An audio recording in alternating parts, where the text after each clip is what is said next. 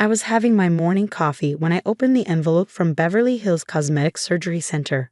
For a moment, I thought it was junk mail, some marketing ploy targeting women my age. Then I saw my name at the top of a $40,000 medical bill for breast augmentation surgery I'd never had. My hands shook as I read through the itemized charges: surgeon fees, anesthesia, post-operative care, premium silicone implants. All performed on someone using my name, my social security number, my insurance information. I called the surgery center immediately. "This is Gabriela Santos. I received a bill for surgery I never had." "Let me check your file, Miss Santos." The receptionist paused. "It shows here that you had breast augmentation surgery 3 weeks ago. Dr. Richardson performed the procedure. I've never been to your facility. Someone used my identity." "Ma'am, that's impossible. We require photo identification and insurance verification." Then someone forged my ID. Another pause. "Would you like to speak with our billing department about a payment plan?" "I want to speak with your fraud department now."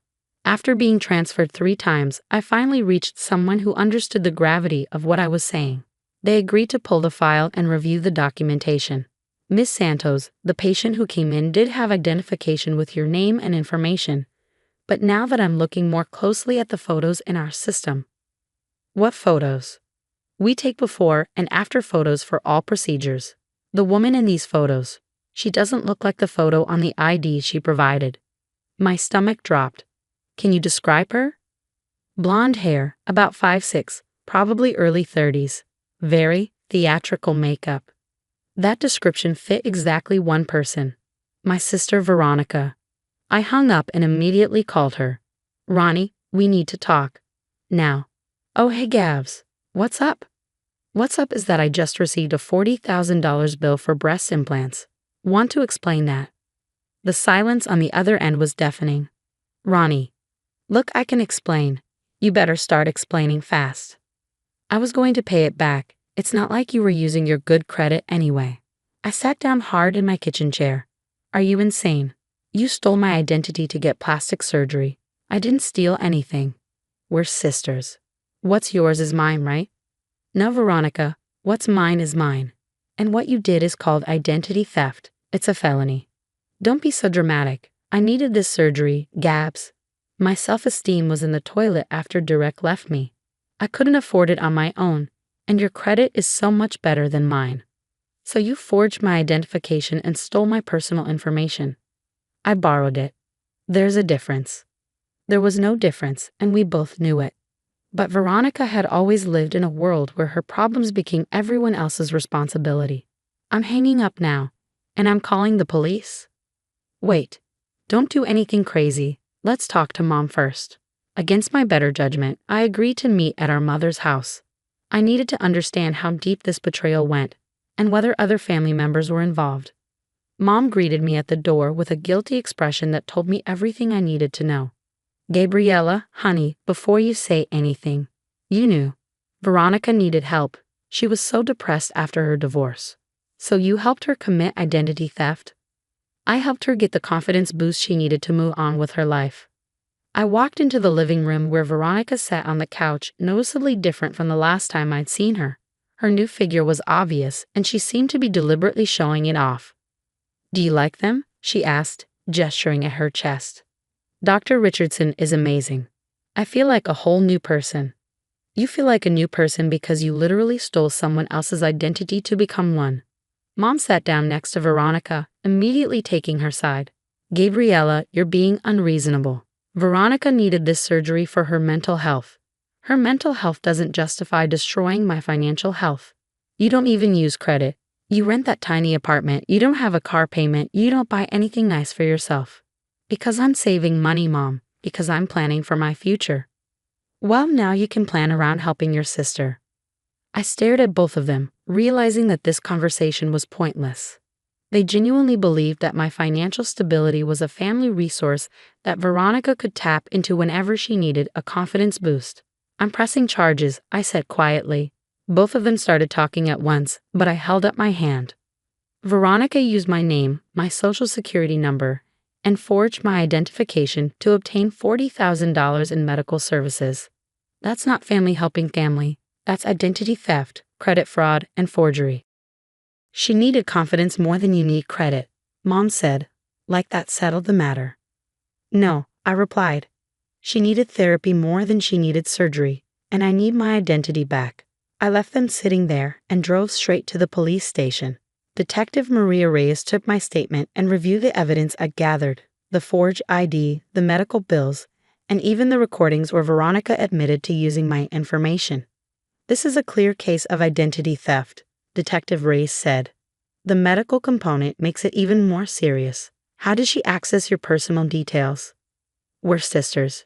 She's known my social security number, birth date, everything since we were kids. And the ID. She probably used an old photo of me to have a fake one made. We look alike enough that it would work. Miss Santos, I have to ask, are you certain you want to press charges? This could lead to felony charges. I'm sure. The next few days were overwhelming. Veronica was arrested at her apartment. The story made local news because of how unusual the case was. Woman arrested for using sister's identity for cosmetic surgery ran across several headlines. My phone lit up with calls from friends, extended family, even strangers. Most of the family calls weren't supportive. Gabriella, how could you do this to your sister? Aunt Carmen asked, upset. I didn't do anything to her. She did this to me. But now her future is at risk. She should have thought of that before damaging mine. It's just money. Family comes first. It's not just money, it's my credit, my identity, my trust. Cousin Rita tried a gentler approach. Can't you just pay the bill and move on? Veronica said she'll pay you back. With what? She couldn't afford it to begin with. That's why she used my name. But she's really confident now. You should see her smile. Then she can smile in court. Despite the pressure, I stood my ground. I'd already disputed the fraudulent charges, contacted my insurance, and hired a lawyer to help me sort out the damage. What I didn't expect was how fast the story would spread on social media. Someone had filmed the arrest, and the video went viral online. The comment sections were full of shock and judgment. But then something surprising happened. Other women began sharing their stories about parents, siblings, and spouses who had stolen their financial identities. My sister used my credit to fund her wedding while I was deployed overseas. My mom opened cards in my name when I was a teenager. My brother bought a motorcycle in my name, then called me dramatic when I confronted him. Suddenly, my situation wasn't an isolated incident. It was part of a broader conversation about financial betrayal in families and the silence victims are pressured into keeping. A victims advocacy group contacted me about speaking at a conference. A national credit service asked to use my case as a learning tool. 3 law firms offer free legal help to pursue civil claims against both Veronica and the clinic that approved the surgery. Meanwhile, Veronica was facing real legal consequences. She was charged with identity theft, credit fraud, and forgery, serious charges that carried the risk of years in prison. Her lawyer called me personally. Miss Santos, my client is open to a plea deal. She'll accept guilt if you'll agree to a reduced sentence. What does reduced mean? Probation, community service, and repayment, including legal costs and credit monitoring. I paused just long enough to be polite. No deal. You don't want your sister to go to prison, do you? I want her to be accountable. She made choices that hurt me deeply. She doesn't get to walk away from that without consequences. The trial lasted 2 days. Veronica's defense was that she was emotionally fragile after her divorce and didn't understand the seriousness of what she was doing. The prosecution presented evidence that she'd researched the surgery center for months, had fake identification professionally made, practiced forging my signature, and had even created fake pay stubs to support the loan application. This wasn't an impulsive decision born of emotional distress. This was a calculated fraud scheme. Veronica was convicted on all 3 felony counts and sentenced to 18 months in prison, followed by 3 years of probation and an order to pay full restitution. The cosmetic surgery center was also investigated and fined for failing to properly verify patient identity, which led to them implementing new security protocols. During Veronica's sentencing, she was allowed to make a statement. She looked directly at me and said, "I hope you're happy now. You destroy your own sister over money." I was allowed to respond with a victim impact statement. Your Honor, this case was never about money. It was about identity, trust, and respect. My sister didn't just steal my credit, she stole my sense of security and safety within my own family. She violated my privacy, my autonomy, and my future financial stability for her own vanity. I paused, looking at Veronica. I didn't destroy my sister. She destroyed herself by choosing to commit crimes instead of addressing her problems through legal and healthy means. The judge agreed. Ms. Veronica Santos, identity theft is not a family matter. It's a serious crime that destroys victims' lives and financial futures. The fact that you targeted your own sister makes this crime more egregious, not less. 2 years later, Veronica was released from prison. She called me on the day she got out. Gabs, I know you probably don't want to hear from me, but I need you to know something. What? Prison was the best thing that could have happened to me. Not because of the punishment, but because it forced me to face who I'd become. I got therapy, real therapy. I learned about narcissistic personality disorder, about financial abuse, about taking responsibility for my actions. I was quiet for a moment, and I'm sorry, really, truly sorry. Not sorry I got caught. Sorry I did it in the first place. Sorry I violated your trust and privacy. Sorry I put my vanity ahead of your financial security. Thank you for saying that. I know I don't deserve forgiveness, but I want you to know that I'm paying back every penny. I have a job now, a real job, and every spare dollar goes toward restitution. I know, I've been getting the payments.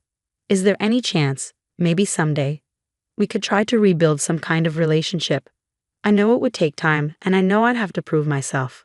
I thought about the woman who'd stolen my identity for breast implants, who'd shown them off while I was discovering the financial wreckage she'd left behind. Then I thought about the sister I'd grown up with, before the divorce, before the depression, before the narcissism took over completely. Maybe, I said, but it would have to be on my terms, at my pace. I understand, and Gabs, thank you for not letting me get away with it. I needed consequences to change. 5 years later, Veronica and I have a cautious but genuine relationship. She finished paying restitution 2 years early and now works as a counselor for women struggling with post-divorce depression and financial crimes. She kept the breast implants. Removing them would have been another unnecessary medical expense. But she always tells her story honestly when people ask about them. I committed felonies to get these, she says. They cost me my relationship with my sister, 18 months of my life, and my financial future. Worst investment I ever made. As for me, my credit was fully restored, and I used the experience to become an advocate for victims of family financial crimes. I speak at conferences, work with law enforcement, and help other people understand that protecting yourself from criminal family members isn't betrayal, it's survival. Because sometimes the most loving thing you can do for someone is refuse to enable their worst behavior, even when they're family, especially when they're family. The plate in front of my mother was clean, and she was still picking at me. "Must be nice," she said, tapping the edge of the table I'd just scrubbed. "Come home from your easy job, plop down and act like a queen because you wiped a counter." My name is Morgan Hill. I'm 35.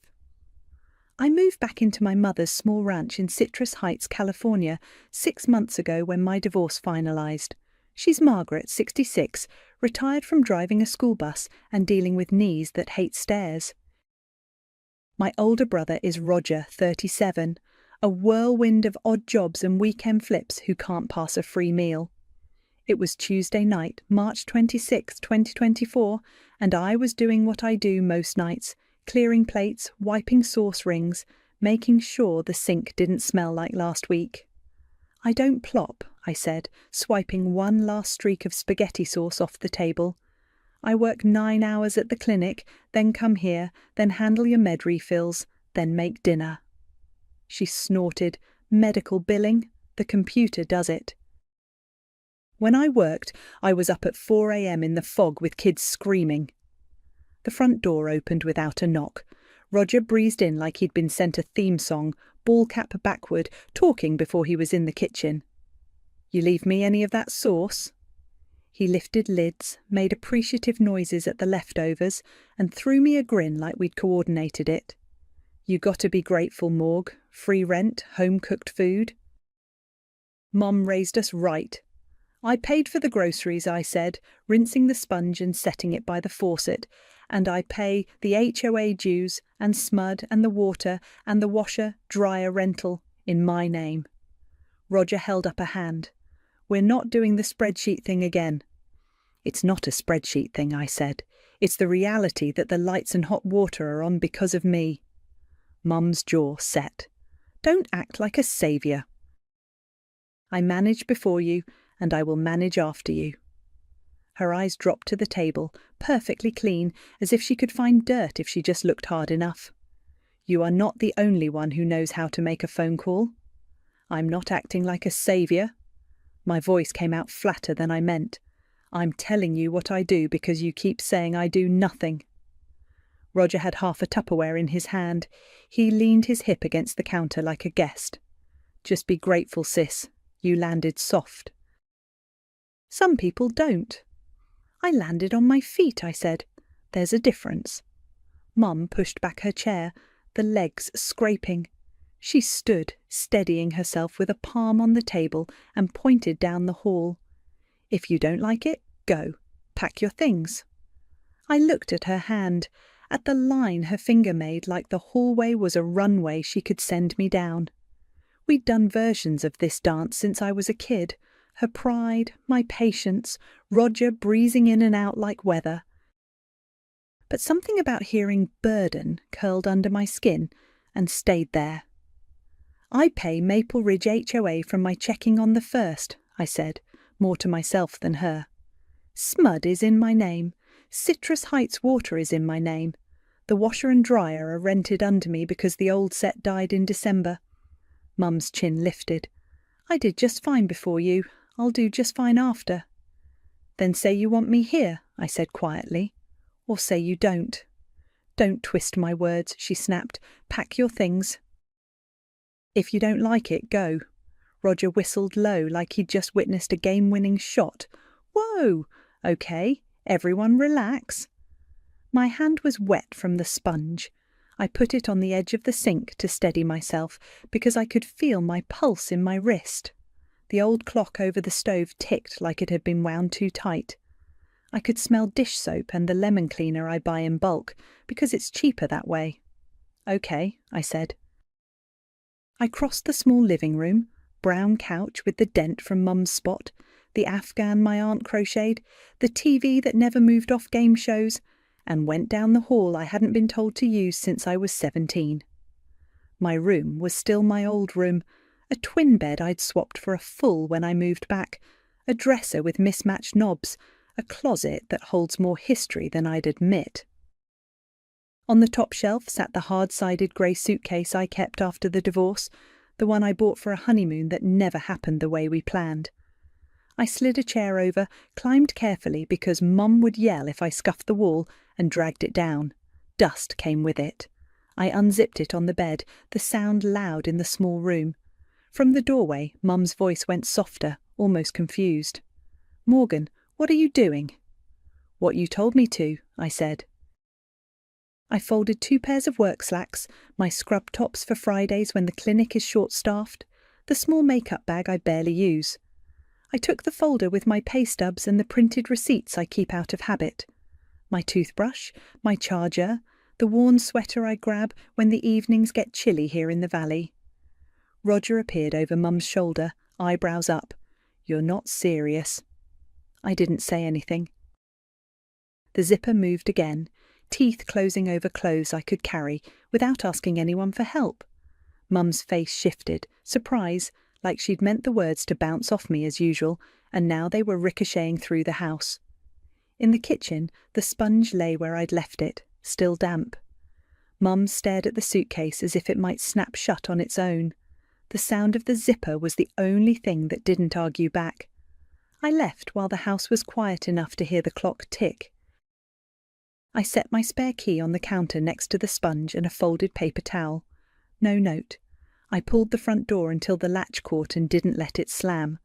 Zoe answered on the second ring. "You okay?" "I'm coming over," I said, "with a suitcase." Her voice softened without changing tone. "I'll put a sheet on the couch." I drove the 10 minutes with my hazard lights of a heartbeat finally slowing somewhere on Auburn Boulevard. Zoe's apartment smelled like laundry and the candle she always burns down to a stub.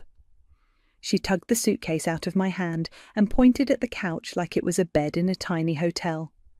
blanket, charger by the lamp, bathroom down the hall. We didn't talk much. I fell asleep staring at a ceiling I didn't have to scrub. In the morning, Wednesday, March 27th, I woke up before my alarm, showered, pulled on clinic clothes, and started making calls from Zoe's kitchen counter while coffee dripped. First, Maple Ridge HOA. I logged in, cancelled autopay for April 1st, and printed the confirmation to a PDF. Then SMUD.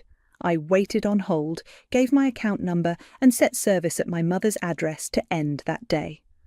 The rep reminded me the occupant could start a new account in their name. I said I understood. Citrus Heights Water was the same script. For both, I added a password so no one could touch anything tied to my name without it. Then the washer-dryer rental company. I ended the rental effective immediately and scheduled a pickup for the following Tuesday. They asked if someone would be home. I gave them my mother's number and Roger's, and I texted both. Appliance pickup window Tuesday 10-2, please be home. Before I left for the clinic, I placed security freezes with the 3 credit bureaus and set alerts. I sent myself an email with all the confirmation numbers because paper gets lost and inboxes don't, at least not right away. Work was bright lights and code stacks and insurance hold music. I kept it together because numbers don't care how you feel. On my lunch break, I walked 2 blocks to the apartment complex around the corner from the ranch, Sunset Court, the brick one with the trimmed hedges I've driven past 1,000 times. I asked for a studio. Fatima at the office looked like she'd already said no to 3 people that morning. Calm, precise. We have one available now. Month to month has a higher rate and a 30-day notice. She didn't look bored or excited. She slid a paper with the terms to me and a list: ID, last 2 pay stubs, employer contact, deposit. I opened my folder, the one I'd grabbed without thinking, and handed over the pay stubs. I work at Mercy Creek Clinic, medical billing. I've been there 4 years. She nodded, copied my ID, picked up the phone and verified employment in a voice that never apologised for asking. We do quiet hours, no business operation out of units, no smoking on balconies. If you have guests more than 40 nights in 60 days triggers an addendum. Her tone made it clear they'd enforce it. I'm very boring, I said. We like boring, she said. Keys after payment clears. I paid first month plus deposit from my checking and a small cushion I'd kept for emergencies. She handed me a ring with 2 keys and a parking pass like I'd just passed a practical test. The studio was tiny, 1 window over the parking lot, a closet the size of a coat, a stove that looked like a toy, and a fridge that buzzed like it was trying its best. I bought a new mattress in a box from a warehouse store after work and rolled it onto the floor.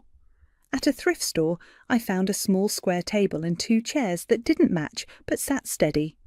I ate takeout on a paper plate, and when I turned the light off, I could hear my own breathing and nothing else.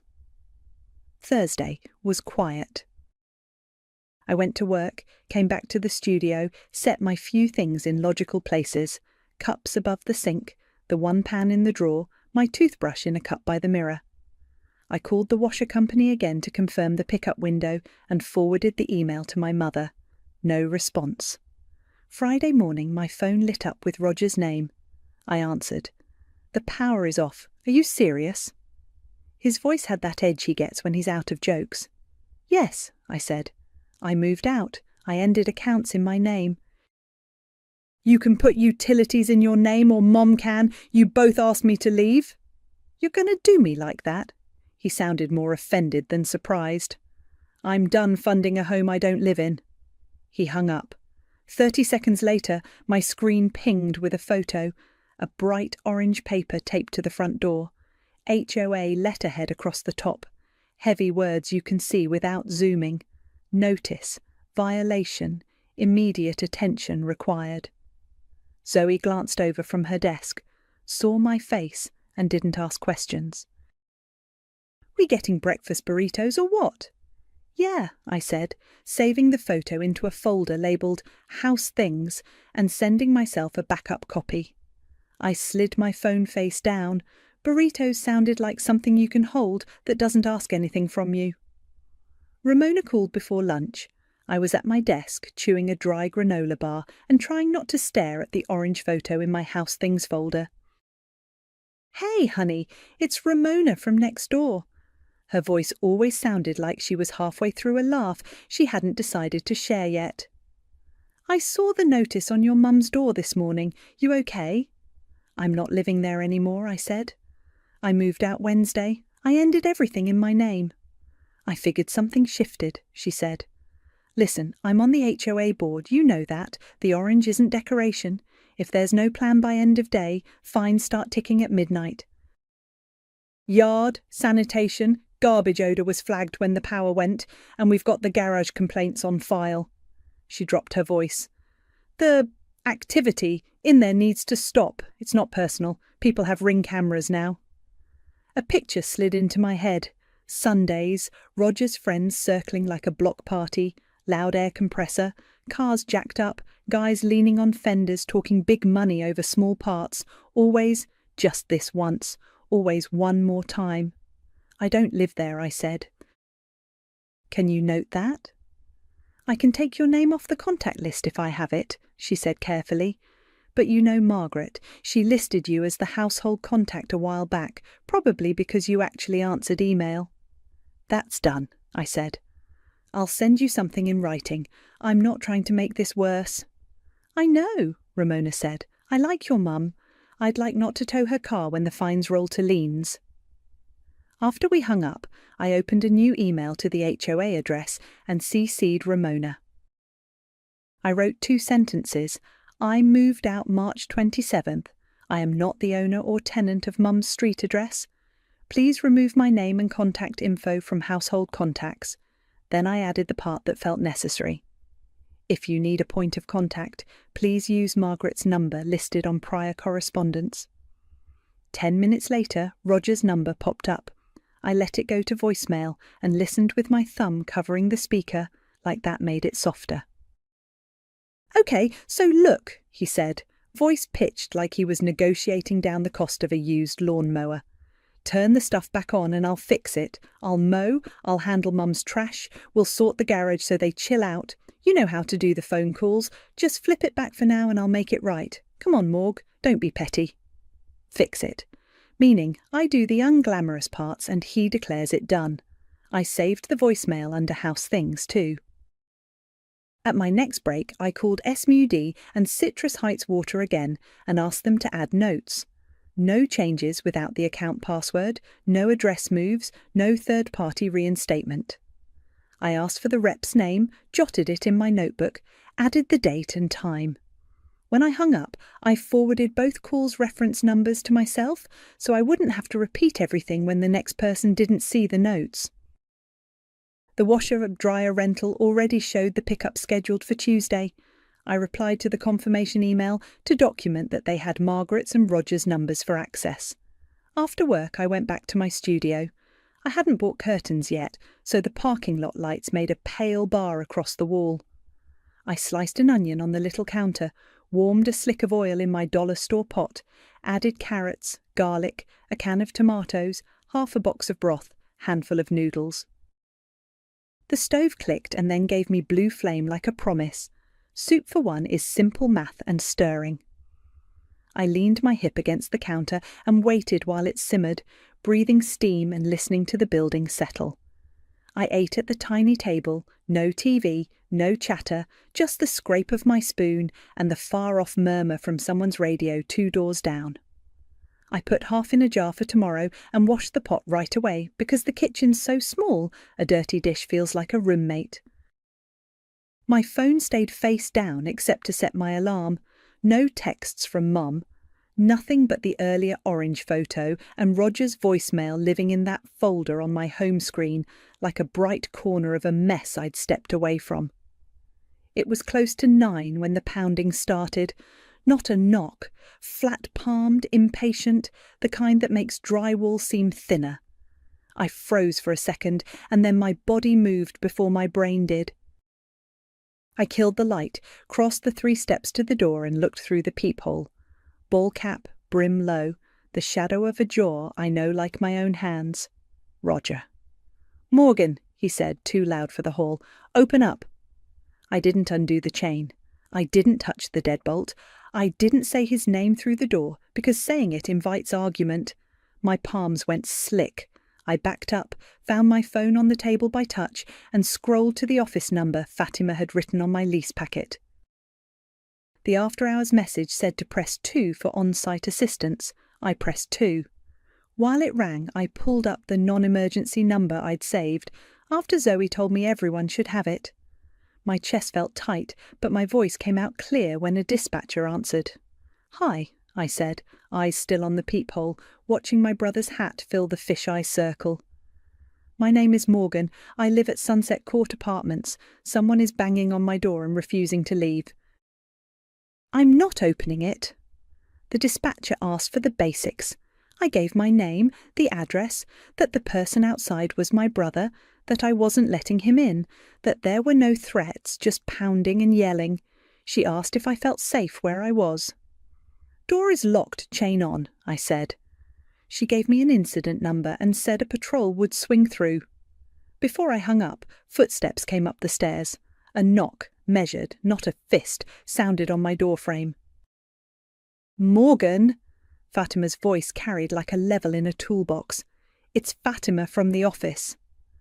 I opened the door just to the chain and saw her in the hall, arms loose at her sides.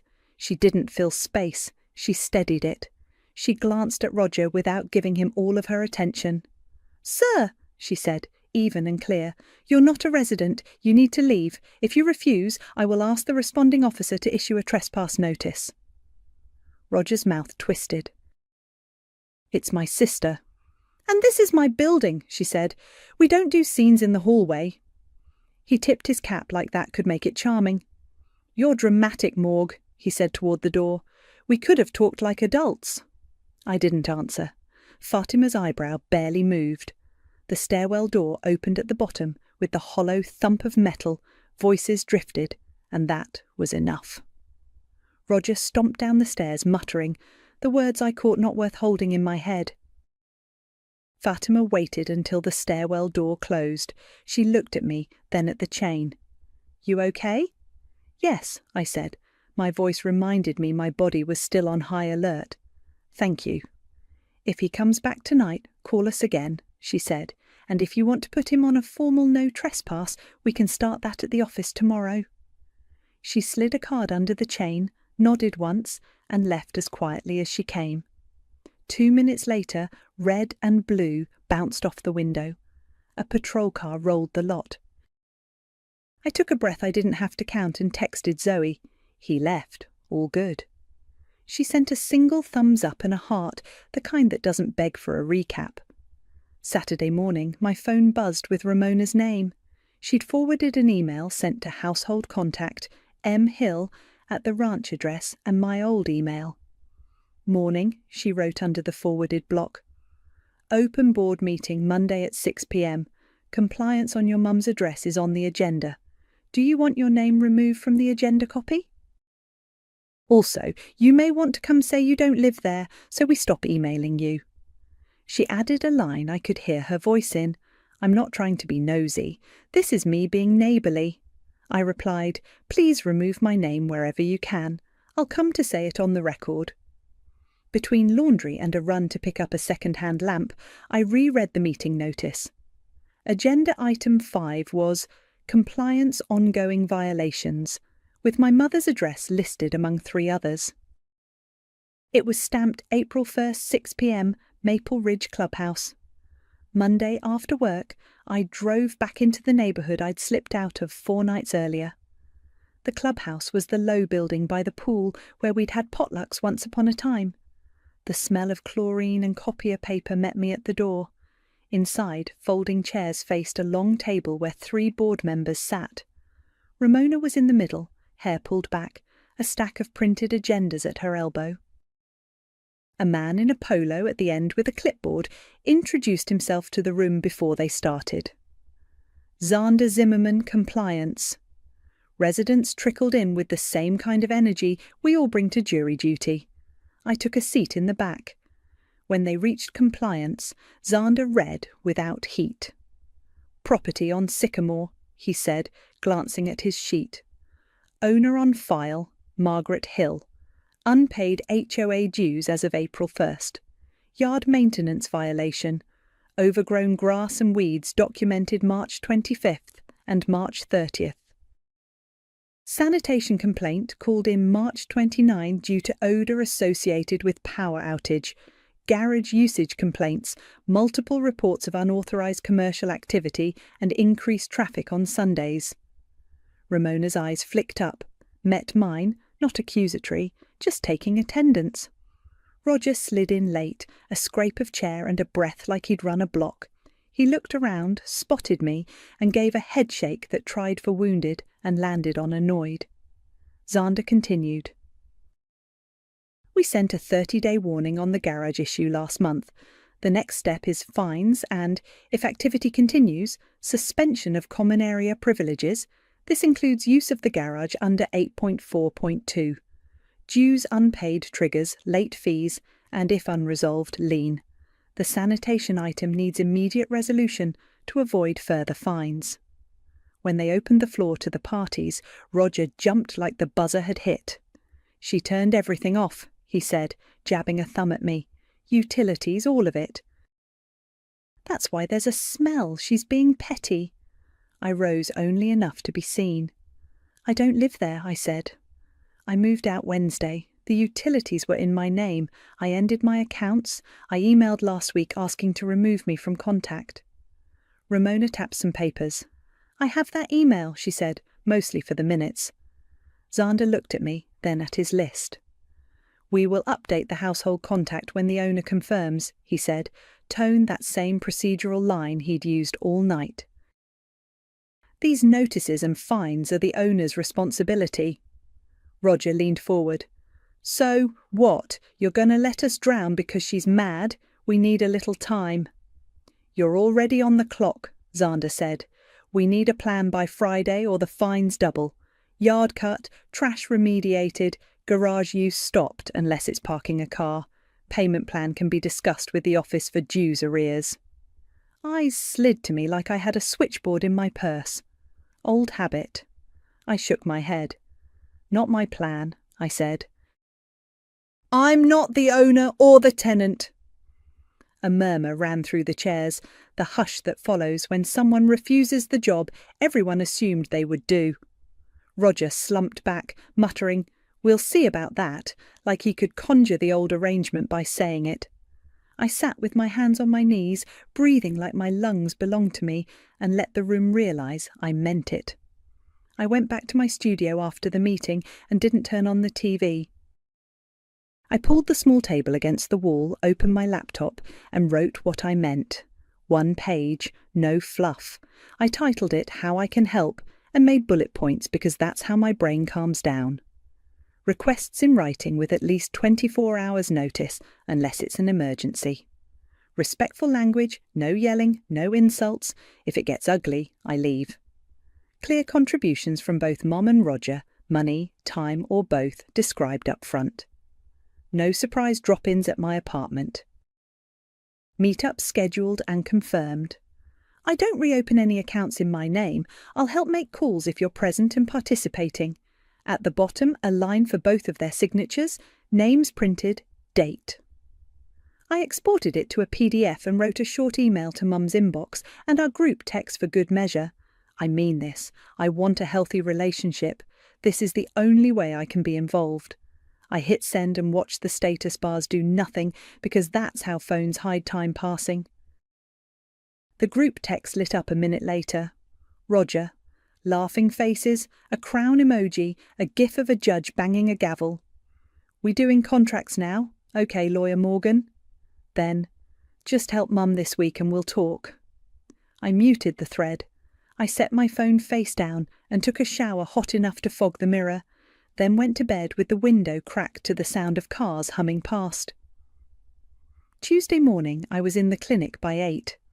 At 9:15 my phone buzzed with an unknown number. The delivery driver from the appliance company. "We're at the address for the washer-dryer pickup. Is someone going to let us in?" I'm not there, I said. The contact numbers on file are Margaret and Roger Hill. I gave both. Can you call them? We tried both. No answer. I sighed. Try again in 5. I'll text them. I sent a message to both. The truck is there now. They need access. Please open the garage door. 5 minutes later, the driver texted back. Got in. Pulling the units now. An hour after that, I got an automated email. Pickup complete. Assets recovered. Account closed. I forwarded it to myself and slid it into the house things folder. At lunch, Zoe met me at the coffee shop at the corner. She handed me a latte and didn't make me start at the beginning. I wrote an agreement, I said. Like a contract. Roger thinks it's funny. Of course he does, she said, tearing a muffin in half. Contracts mean consequences. He likes handshakes and vibes. I put no drop-ins. I took a sip and let the heat sit in my chest. If they want rides or groceries or anything, they have to ask nicely and put skin in the game. You're allowed to make your life small and sane, she said. You don't have to explain no like it's a thesis. It still feels mean. It's not mean, she said. It's basic adulting. If they want your help, respect is the price of admission. Back at my desk, I sent 2 refill requests to Blue Shield, answered a patient portal message, and didn't look at my phone until it buzzed at 5. Mom, I answered. Her voice was soft, words tight. Just this once, can you do a grocery run? We don't have to involve Roger. It's been a week. I looked at my calendar like it could tell me how to be a daughter. I meant what I sent, I said. I need both signatures. The house runs on both of you. This only works if it's all of us. I'm not asking for a speech, she said, the edge coming in. I'm asking for bread, milk and eggs. My knees hurt. The fridge. She stopped. The silence was a kind of accusation. I'll help when we all agree to how it works, I said. I'll even drive over a printed copy so it's easy. But I need both signatures. She hung up without saying goodbye. A minute later, a photo came through. The open fridge, light off, shelves streaked with something that used to be food. A caption, "This is the daughter I raised." I held the phone like it might burn a hole in my hand and then put it down on the table. I did not answer right away. I boiled water for pasta I already had and ate standing up, staring at the potted plant I'd bought because it looks alive, whether I remember to water it or not. An hour passed. I washed the bowl and set it to dry. The sun slid behind the building and left a square of the parking lot glowing like a stage. My phone chirped again. Mum, we're coming over to talk. I stared at the words. No question mark. As if my door were still hers. As if my address was an extension of her hallway. I typed and erased twice. Then I put the phone down, grabbed the folder with the printed agreement and slid my shoes on. If they were coming, we were not doing it in my living room. I texted back, "Meet me in the lobby."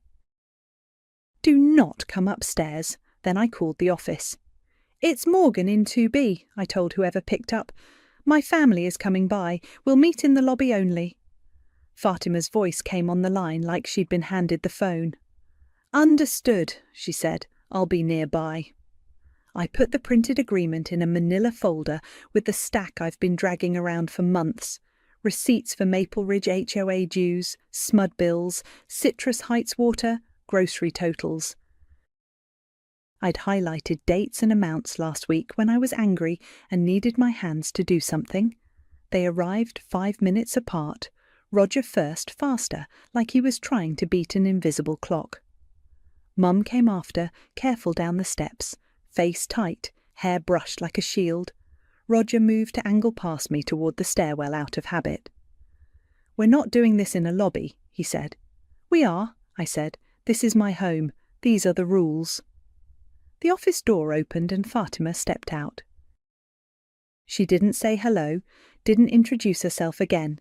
She just stood where the hallway narrowed enough that a person had to decide if they were going to try and make it a problem. "We'll talk right here," I said. Mum glanced around at the beige chairs, the bulletin board with laminated building rules, the plant in the corner that never dies. "You couldn't just come to the house?" she asked. "You told me to pack my things," I said. I pulled the folder open and handed her the top stack. "This is what I paid this past year. HOA on the 1st of every month, SMUD when it posted, water every other month, groceries when you texted me a list." She took the papers with a little flinch, like they might be hot. The neon yellow highlighter wasn't subtle. Dates, amounts, check marks next to paid. Her eyes scanned, then snagged on numbers she'd never had to look at. Roger peered over her shoulder and snorted. "You gonna invoice your own mum?" "This isn't an invoice," I said. "It's the record. I'm not doing any of it again without respect and a plan we all sign."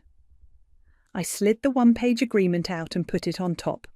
He laughed for real then, the sound bouncing off the lobby tile. "Come on, you think you're a boss now? We need bread, not bureaucracy." Mum's mouth pinched at the word boss. She kept reading anyway. Her finger ran under the line that said no surprise drop-ins. "So we have to make appointments to see our own daughter." "We have to make appointments to ask for help," I said. "We can meet for pancakes or sit on your porch whenever if it's respectful, but errands and bills and rides go on a schedule with both of you involved."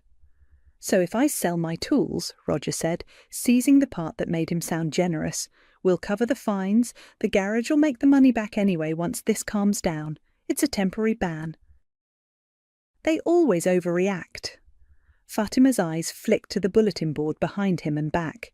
She didn't speak, but her chin tilted at a printed sheet under community rules. No business operations in units or common areas, no vehicle maintenance on premises, no commercial use of parking or storage spaces. I let the silence extend just long enough for Mum to follow the glance and read. She blinked. "No commercial use," she read out loud. Quiet. Her eyes went from the rules to the receipts to Roger. Something small shifted behind them. "This isn't my building," Roger said, jabbing a finger at the paper.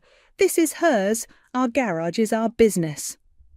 "Our garage is in a community with rules," I said. "You heard Zander last night. The HOA's got it in black and white." He tossed a hand. "Zander can kick rocks." Mum's voice cut in, sharper. "The fine's double Friday," she said, repeating it like she was trying it on. "That's in black and white too." I nodded. "Here's the deal." I tapped the agreement. "Sign this, both of you, and then text me a list. I'll schedule a grocery run with your card, Mum, and we can talk about a plan for dues with Ramona. I'll even sit with you to call Simud and the water to set up accounts in your names, but I'm not reopening anything in mine. And I'm not stepping foot in the garage if people are working out of it." Mum slid the agreement back and forth under her palm, thinking. Roger rocked on his heels like if he kept moving, this would all slide off. "This feels cold," Mum said finally, but her voice had lost some of its sting. "You putting rules on family?" "I'm putting rules on myself," I said, "so I don't drown." Fatima didn't say a word, but she might as well have been a wall. When Roger tried to inch toward the stairwell again, she shifted one foot and the hallway got smaller. Mum exhaled through her nose. "Leave the papers," she said. "I'll read them without him buzzing in my ear." Roger huffed. "You're really doing this, over some bills?" "Over respect," I said. He rolled his eyes, pushing off the idea like a bad jacket. "I'll move some rims this week. We can make back the fine. Don't be dramatic." "Selling car parts isn't a plan," I said. "It's a bandage." "The board is watching the garage."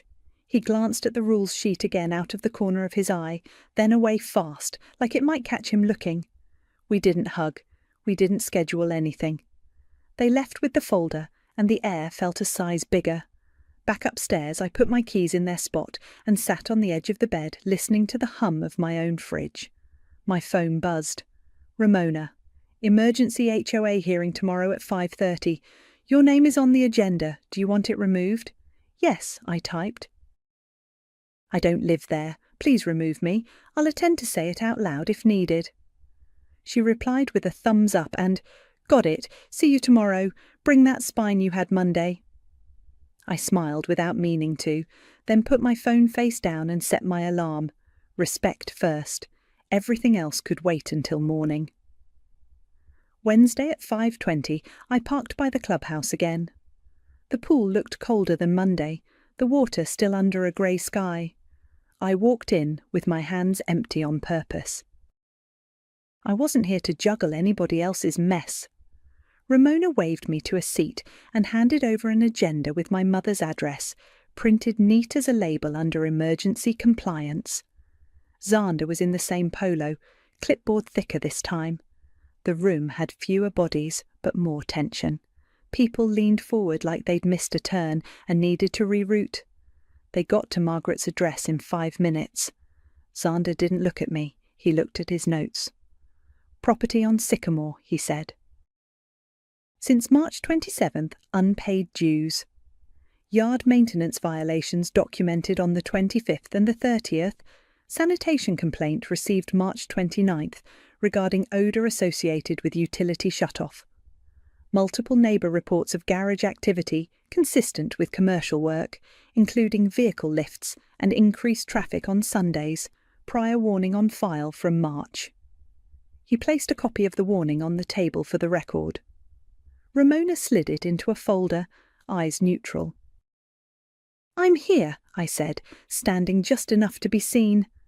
"I don't live at that property. I moved out last Wednesday. The utilities were in my name. I ended my accounts, removed my name from all contacts. The owner is Margaret Hill." Ramona lifted a sheet. "I have her email from Friday requesting removal. We'll update the list."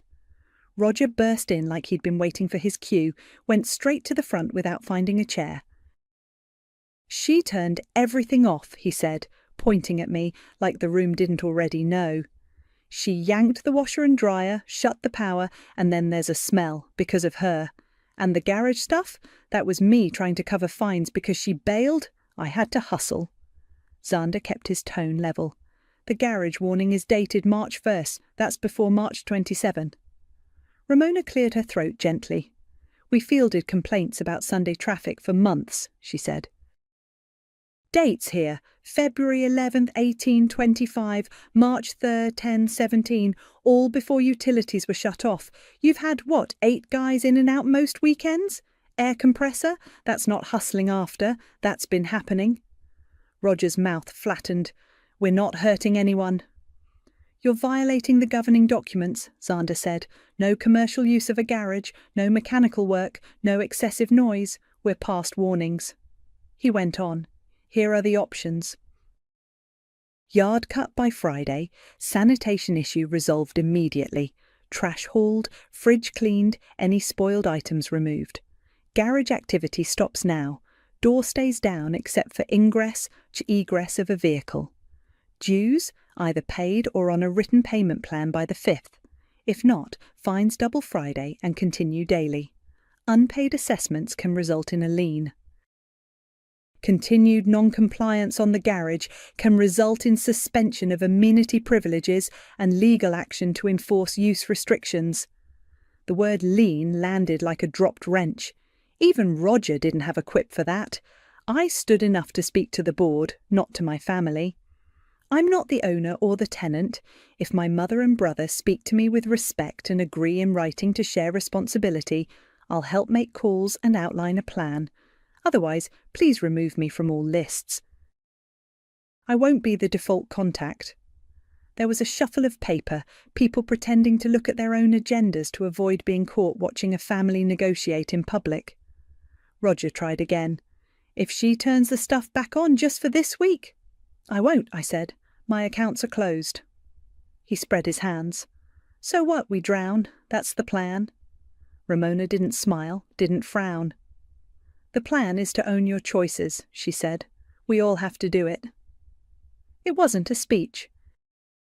It was a neighbour offering the only rope available, responsibility. For the first time since Monday, Mum spoke. Her voice came from the second row where she'd been small in a big chair. "I'm sorry I called you a burden," she said. The quiet made everyone hear it. We will handle our home." She reached into her purse and pulled out a single sheet, the one I'd left in the lobby. It had a coffee ring and a fold line down the centre. She put it on Ramona's table, but her eyes were on me. "I read it," she said, and the words weren't soft, they were shaped. "I'll sign if it gets you to help without you drowning." Ramona slid a pen across. Mum signed her name like it cost something and was worth it. Roger looked at the page like it might bite him, then dragged the pen hard, first name jagged, last name barely more than a line, like pulling a splinter out. Xander nodded, already pivoting to procedure. "We will expect confirmation of utility accounts in the owner's name by Monday, evidence of yard service by Friday, and no further garage reports. Payment plan inquiries can be made with the office tomorrow morning." They closed the item, moved on to somebody else's fence paint colour that wasn't slate approved. Chairs scraped, people stood. The meeting dissolved into side conversations about fines and weather. Outside, the air smelled like wet bark. The pool lights came on blue. Mum walked up to me on the sidewalk and put the signed paper in my hand like a receipt. "Do you still mean it?" she asked. "If we ask like this?" "I do," I said. My voice was steady. "Text me a list tonight. We'll start with groceries on your card tomorrow after work. Then we'll call Esma together. We'll put the water in your name. We'll set a yard service for a month and find something sustainable after that." She nodded once, eyes on the ground, the agreement heavy in both of our hands. Roger kicked a pebble toward the curb. "Garage is shut down. Happy now?" "I'm not happy," I said. "I'm clear." He squinted like he wanted to fire off another joke and couldn't find one. "Whatever, I'll figure it out." He shoved his hands in his pockets and walked toward his truck. Mum looked at me the way she used to look at road signs when she was driving us to school in the dark, checking she was going the right way. "Tomorrow," she said. "Tomorrow," I said back. I folded the paper and slid it into my bag. Respect first.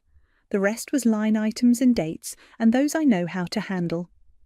Thursday after work, I pulled into the parking lot at the small grocery on Greenback. Mum was already there in a blue sweater and flats, a list folded small in her hand like she didn't trust it. We didn't hug. We started with produce. "Bananas not too ripe," she said, softer than Monday but not fragile. "Milk, eggs, bread." "Chicken thighs if they're on sale." I pushed the cart. She put things in without apologising. At the register she pulled her card out and I didn't reach for mine. When the total flashed, she winced and then signed, and I bagged while she steadied herself on the counter. In the parking lot, I set the bags in her trunk and handed her the receipt. "In the morning," I said, "I'll drive over and we'll call Smud and the water together." "You can be on speaker and I'll coach, or I'll talk and you listen. Your choice." She nodded. "We'll do it in the kitchen," she said, like that mattered. "Also," I said, pulling out my phone, "I put 2 physical therapy rides on my calendar, next Tuesday at 10, the following Thursday at 2. I'll text you the reminders." She blinked like I'd just handed her something unexpected and careful. "Thank you," she said, and the please and thank you landed like gentle bells. Back at my studio, I logged into my building portal and set rent to autopay on the 1st. 1 autopay, 1 home. I put the new grocery receipt in the folder with a sticky note. Margaret's card I attended. Friday morning, I met Mum at the ranch 10 minutes before 9. I didn't bring the key. She opened the door and I stayed by the table. The house smelled like lemon cleaner, and old cold, not rotten anymore. The fridge was empty and scrubbed. The trash had been hauled out. The big can at the curb was overflowing with Tide bags. Roger's truck was gone, the garage door down. We opened my laptop and put her on speaker with Smud first. "New service at Sycamore, owner Margaret Hill," I said. Mum read off her licence number and last 4, repeated the address twice, confirmed the meter number when the rep asked. There was a deposit, split over 3 bills. Reconnect scheduled for that afternoon. Citrus Heights water next. different hold music, same steps. "Account in my name," Mum said into the speaker, and I wrote the confirmation number on a sticky and stuck it to the outside of the folder so she could see it later. She looked at the numbers like they were anchors instead of clouds. I texted Ramona, "Utilities being set up now, yard by end of day, garage quiet." She wrote back, "Thank you. Compliance will drive by this afternoon. Your name removed from contact list." On my lunch break, a photo came through from Roger, the yard striped and clean, no dandelions. "Mode," was all he wrote. A second photo after, a handwritten receipt from the HOA office where he'd paid half the dues with a card. "Payment plan set, half now," he added, like it might hurt to type it. At 3, another text from him. "Sold the extra rims, covered the fine." A picture of a folded stack of 20s I didn't need. He didn't crow. He didn't ask for applause. He just sent the evidence. By dinner time, Ramona sent a thumbs up and "smell gone, thank you." Xander didn't text. He didn't have my number anymore. But an email came to Mum's inbox and she forwarded it to me with no comment. "Utilities confirmed in owner's name. Yard violation cleared. Garage advisory still in effect. Fines paused pending continued compliance. Payment plan accepted." I ate soup at my little table and listened to the hum from the laundry room down the hall, my clothes spinning on my timeline, my quarters in the machine. Zoe texted a frying pan emoji and "Pancake Sunday," I wrote back. "With Mom, you and me Monday." Saturday was quiet. I found a thrifted lamp with a crooked shade and a plant that looked like it would forgive me if I forgot it for a week. I watered it anyway. I took the agreement out and slid it into a plastic sleeve like something you keep in a binder when you mean it.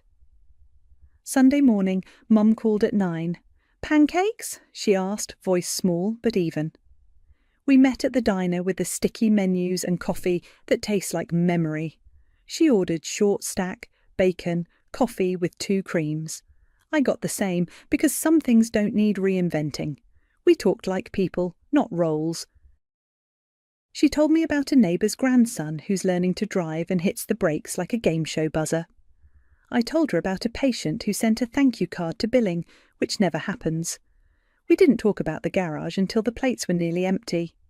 "It's closed," she said, eyes on the syrup ring she was wiping with a napkin. "He's not happy, but it's closed." "That's his to handle," I said. "If he asks nicely and it fits the rules, I'll drive him to the swap meet to sell things." "I won't stand in the garage while he works." She nodded. "I know." We walked out to the parking lot where the sun made the asphalt look like glass. She put a hand on my arm. "I meant the apology," she said. "I was wrong." "I know," I said. It didn't need a speech. It needed both of us to do what we said. Back at my studio that afternoon, I vacuumed the little rug, set the lamp on the thrifted table, and moved the plant near the window like it might find the light on its own. I threw a load of laundry in downstairs, and when it hummed, it sounded like ordinary life. Monday, S. Mudd sent me nothing, because it wasn't my account anymore. Mom texted a photo of the first bill with her name at the top and a simple "handled." I hearted it. She followed with a calendar invite for PT Tuesday at 10 a.m. I accepted. Roger sent a photo midweek of the garage with boxes stacked and tools pushed to one side, the centre open, and a car actually parked inside. "Fine cleared," he wrote later. No emojis, just that. I didn't move back in.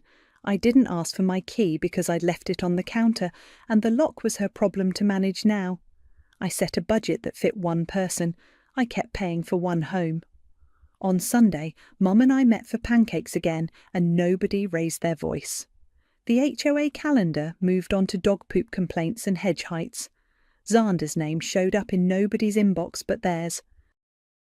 Fatima nodded at me in the hallway once and said nothing, the best kind of quiet. Respect first, and if it slips, I know where the off switch is. It was a Tuesday just after I'd finally gotten Lyle settled for his afternoon nap. when my whole world tilted on its axis. I was scrolling through Instagram, mindlessly thumbing past endless reels of sourdough starters and perfectly curated vacation photos, when I landed on Ellie Summers' story. Ellie, Tabitha's best friend, the one who'd somehow managed to turn her entire life into a series of aesthetically pleasing posts. Before I continue, comment your country or city. I love seeing where my stories land. The video started with a shot of a driveway, then panned to a shiny fire engine red Tesla, complete with a giant white bow on the hood. My stomach dropped even before the camera zoomed in on my sister Tabitha, standing next to it, her face alight with a smile so wide it looked painful. Then my mother Georgia stepped into the frame, beaming like she'd just won the lottery. She wrapped Tabitha in a hug, and I could practically hear her purring, even without the sound on. The caption hit me like a physical blow. When your mum believes in your future, thank you for the love and support. My name is Jordan. I'm 35 years old, and I'm a medical billing specialist, but mostly I'm Lyle's mum. Lyle is my son, and he's 6. He was born with cerebral palsy, and he's nonverbal, uses a wheelchair, and needs daily therapy to help him with basic motor skills. Every single one of those therapy sessions, every piece of specialised equipment, every doctor's visit, it all costs money. Money that, until that moment, I thought was safely tucked away in his medical trust fund. A cold dread started to spread through me. That Tesla, pristine and expensive, felt like a punch to the gut. I knew what those things cost. My mind immediately went to the trust fund. It was a lifeline, set up years ago with a small inheritance from my grandmother and supplemented by every spare penny I could scrape together. It was supposed to be untouchable. My fingers were shaking as I navigated to my banking app. I had online access to the trust fund, mainly so I could monitor the payments for Lyle's physical and occupational therapy. I typed in my password, my heart hammering against my ribs. The screen loaded, and I scrolled down to the balance. My breath hitched. The number staring back at me was wrong. Horribly, impossibly wrong. $78,000. Gone. Just gone. The last major withdrawal, dated just a week prior, was for an amount that precisely matched the estimated cost of a new Tesla. My vision blurred for a second, then sharpened on the transaction details. It was a transfer, not a payment to a medical provider. A transfer to an account I didn't recognise, but the name on the account was familiar. G. Wallace, Georgia Wallace. My mother. I stared at the screen, then back at Ellie's Instagram story, which was still looping, Tabitha's triumphant smile mocking me. My mother, Georgia, is 62. She's always been obsessed with appearances, with what other people think. My sister, Tabitha, 27, is her golden child, the one who just graduated law school. The one who could do no wrong, while I, the older sister, the single mum, was always just there. A problem to be managed. My thumb hovered over Georgia's contact in my phone. I took a deep, shaky breath and dialed. It rang twice before she picked up, her voice bright, almost giddy. Jordan, what a surprise! Did you see Tabitha's new car? Isn't it just divine? My throat felt tight. Mom, where did the money for that car come from? A beat of silence. Then her tone shifted, becoming instantly dismissive. What money are you talking about, dear? It was a gift. A congratulations for all her hard work. The $78,000 from Lyle's trust fund, I said, my voice barely a whisper. It's gone. I just checked. She scoffed. Oh, for heaven's sake, Jordan, don't be so dramatic. The bank probably mixed something up. You know how those things are. Or maybe there was a clerical error. It'll show up. You're always so quick to jump to conclusions. Mom, it was a transfer to your account. I saw it. My voice was rising, despite my efforts to keep it steady. Well, I don't know what you're talking about, she said, her voice hardening. I'm busy right now, celebrating with Tabitha. We'll talk about this later when you've calmed down. Honestly, you always have to make everything so difficult. And then she hung up, just like that. I sat there, the phone still pressed to my ear, listening to the dial tone. My hand fell to my lap, trembling. My gaze drifted across the living room to Lyle's wheelchair, parked neatly by the window. He was still asleep, his small chest rising and falling rhythmically. I thought about all the hours I'd spent on the phone with insurance companies fighting for every single dollar for his therapy. I thought about the times I'd skipped my own doctor's appointments, delayed buying new clothes or cooked budget meals, all to stretch that trust fund to make sure Lyle always had what he needed. I thought about his little hands, how hard he worked in therapy just to grasp a toy, to make a small movement. That money wasn't just numbers on a screen, it was his future, his independence, his chance at a better quality of life. And she'd just taken it for a car, for Tabitha. A cold, unfamiliar sensation began to bloom in my chest, pushing out the shock, the disbelief, the hurt. It started as a low thrum, then intensified, a burning coal igniting deep within me. It wasn't sadness. It wasn't even just anger. It was pure, unadulterated rage. A primal fury I hadn't allowed myself to feel, not since Lyle's diagnosis, not since Bryson walked out. I had always been the strong one, the practical one, the one who just got on with it. But not anymore. I looked at Lyle's sleeping face, then at the silent phone in my hand. My voice was barely a whisper, a promise to myself, to him. They want war? Fine, I'll give them one. The rage from Tuesday night hadn't faded. If anything, it had solidified into something cold and sharp, a diamond edge in my gut. I didn't sleep much. Every time I closed my eyes, I saw that red Tesla, Tabitha's smug face, and George's dismissive smirk. Lyle was my anchor, and the thought of his future being jeopardized by their greed made me physically ill. Wednesday morning I called Georgia. Not to beg, not to plead, but to demand a meeting. She hemmed and hawed, talking about her busy schedule, but I cut her off. Mom, this isn't a request. This is about Lyle, and if you don't meet me, I'll come to you, and I won't be quiet. That seemed to get her attention. We agreed to meet at her house that afternoon. I wanted to see their faces when I laid it all out. When I arrived, Tabitha was already there, lounging on the pristine white sofa, scrolling through her phone. The air was thick with George's usual sickly sweet potpourri, but underneath it I could smell their guilt, or at least their annoyance at being inconvenienced. "Jordan, darling, what is all this fuss about?" Georgia asked, gesturing vaguely with a perfectly manicured hand. She was wearing one of her expensive silk blouses, looking every inch the picture of a woman who had absolutely no financial worries. I didn't bother with pleasantries. The $78,000 from Lyle's trust fund. It's gone. You transferred it to your account and bought Tabitha a Tesla. I held up my phone, the bank statement screenshot glaring on the screen. Georgia waved a dismissive hand. "Oh, that again. Honestly, Jordan, you are so dramatic. It's just money. Lyle won't even remember this. He's 6 years old, for heaven's sake, and he has his challenges. He won't even know the difference." My jaw tightened. He won't know the difference.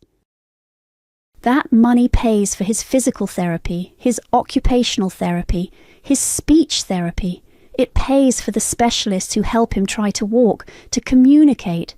That money is his future, Mom. It's not just money to him. Or to me. Tabitha finally looked up from her phone, a bored expression on her face. "Jordan, seriously, you're making a mountain out of a molehill. Mom gave me a gift. A congratulations for graduating law school. You're just jealous because you didn't get a fancy car. Don't make this about money. You just don't want me to succeed. Jealous? I laughed, a harsh, humourless sound. Tabitha, I'm 35 years old. I'm a single mother to a disabled child. I work full-time as a medical billing specialist just to keep us afloat, on top of being Lyle's full-time caregiver. Do you honestly think I care about a car? I care about my son's ability to move, to live as independently as possible. I care about the money that was stolen from his future. Georgia stepped in, her voice dripping with false concern. Jordan, you're always so sensitive. We're family. Family helps each other. And frankly, Lyle has so many resources already. He's got Medicaid, doesn't he? And that little trust fund from Grandma. It's not like it was a fortune. We just reallocated some funds for a more pressing need. A pressing need? A luxury car for a fully capable adult is a pressing need? My voice cracked with disbelief. You drained his medical fund. That money was legally protected for his care. Oh, don't be ridiculous, Georgia snapped, her mask of sweet concern finally slipping. I'm his grandmother. I have every right to manage his affairs. And I decided that a portion of it could be better used to celebrate Tabitha's incredible achievement. It's an investment in her future, which benefits all of us. Tabitha nodded, a self-satisfied smirk playing on her lips. Exactly, and once I'm a big-shot lawyer, I can help out, when I feel like it. I stared at them, my mother and sister, two of the people who were supposed to be my family, my support. They were immune to guilt, immune to logic, immune to basic human decency. Every attempt I made to appeal to their conscience, to reason with them, bounced off them like rubber bullets. They truly believed they had done nothing wrong, or that whatever they had done was justified. They saw Lyle as a burden, and me as a bitter, jealous obstacle. I stood up, the chair scraping loudly on the hardwood floor. You know what? There's no point in talking to you. You're both delusional. See? Always so dramatic, Georgia said, shaking her head as I turned to leave. I walked out of that house feeling a cold, quiet resolve settle over me. They wanted to play dumb, Amy, fine. They wanted to gaslight me, fine. But they wouldn't get away with it. That night, my best friend Ingrid Baker came over. Ingrid, 37, has been my rock since college. She's a communications coordinator, super tech savvy, and has a no-nonsense attitude that I desperately needed. I poured her a glass of wine and, in a rush of words, told her everything. The Instagram post, the missing money, the confrontation, their infuriating dismissal. Ingrid listened, her expression growing darker with every detail. When I finished, she just sat there for a moment, then took a long sip of her wine. Okay, she said, her voice calm but firm. First, let's confirm the paper trail. Do you have the bank statements showing the transfer? I nodded, pulling up the screenshot on my phone. It clearly shows the account name and the date. Good. Now, what about the trust fund set up? Who are the trustees? I'm the primary trustee. My grandmother set it up that way. Georgia was listed as a secondary in case something happened to me, but she had no authority to make such a large, unauthorized withdrawal without my consent, especially not for personal use. Ingrid nodded, her eyes narrowed in thought.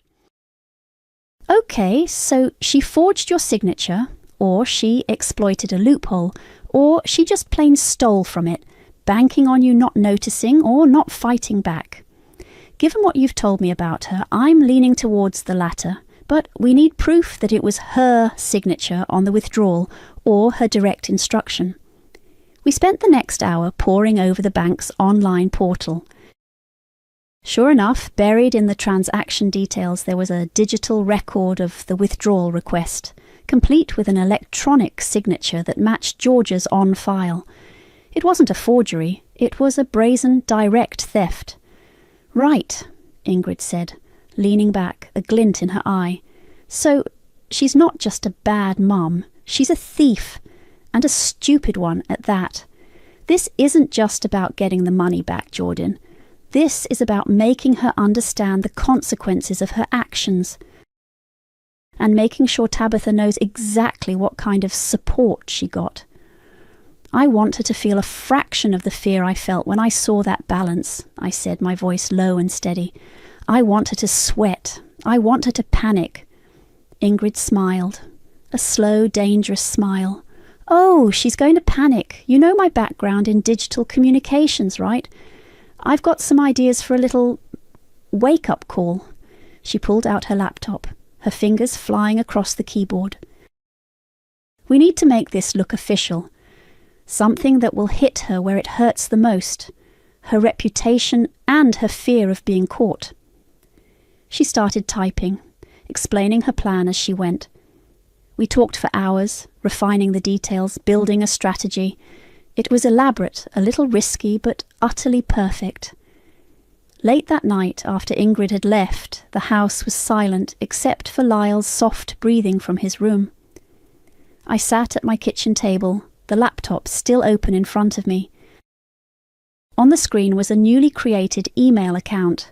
The name displayed prominently, Agent Michael Lerner, Financial Crimes Division, Dept of the Treasury. My finger hovered over the mouse, a chill running down my spine. This was it. The first step. The next morning, Thursday, I woke up feeling a strange mix of dread and exhilaration.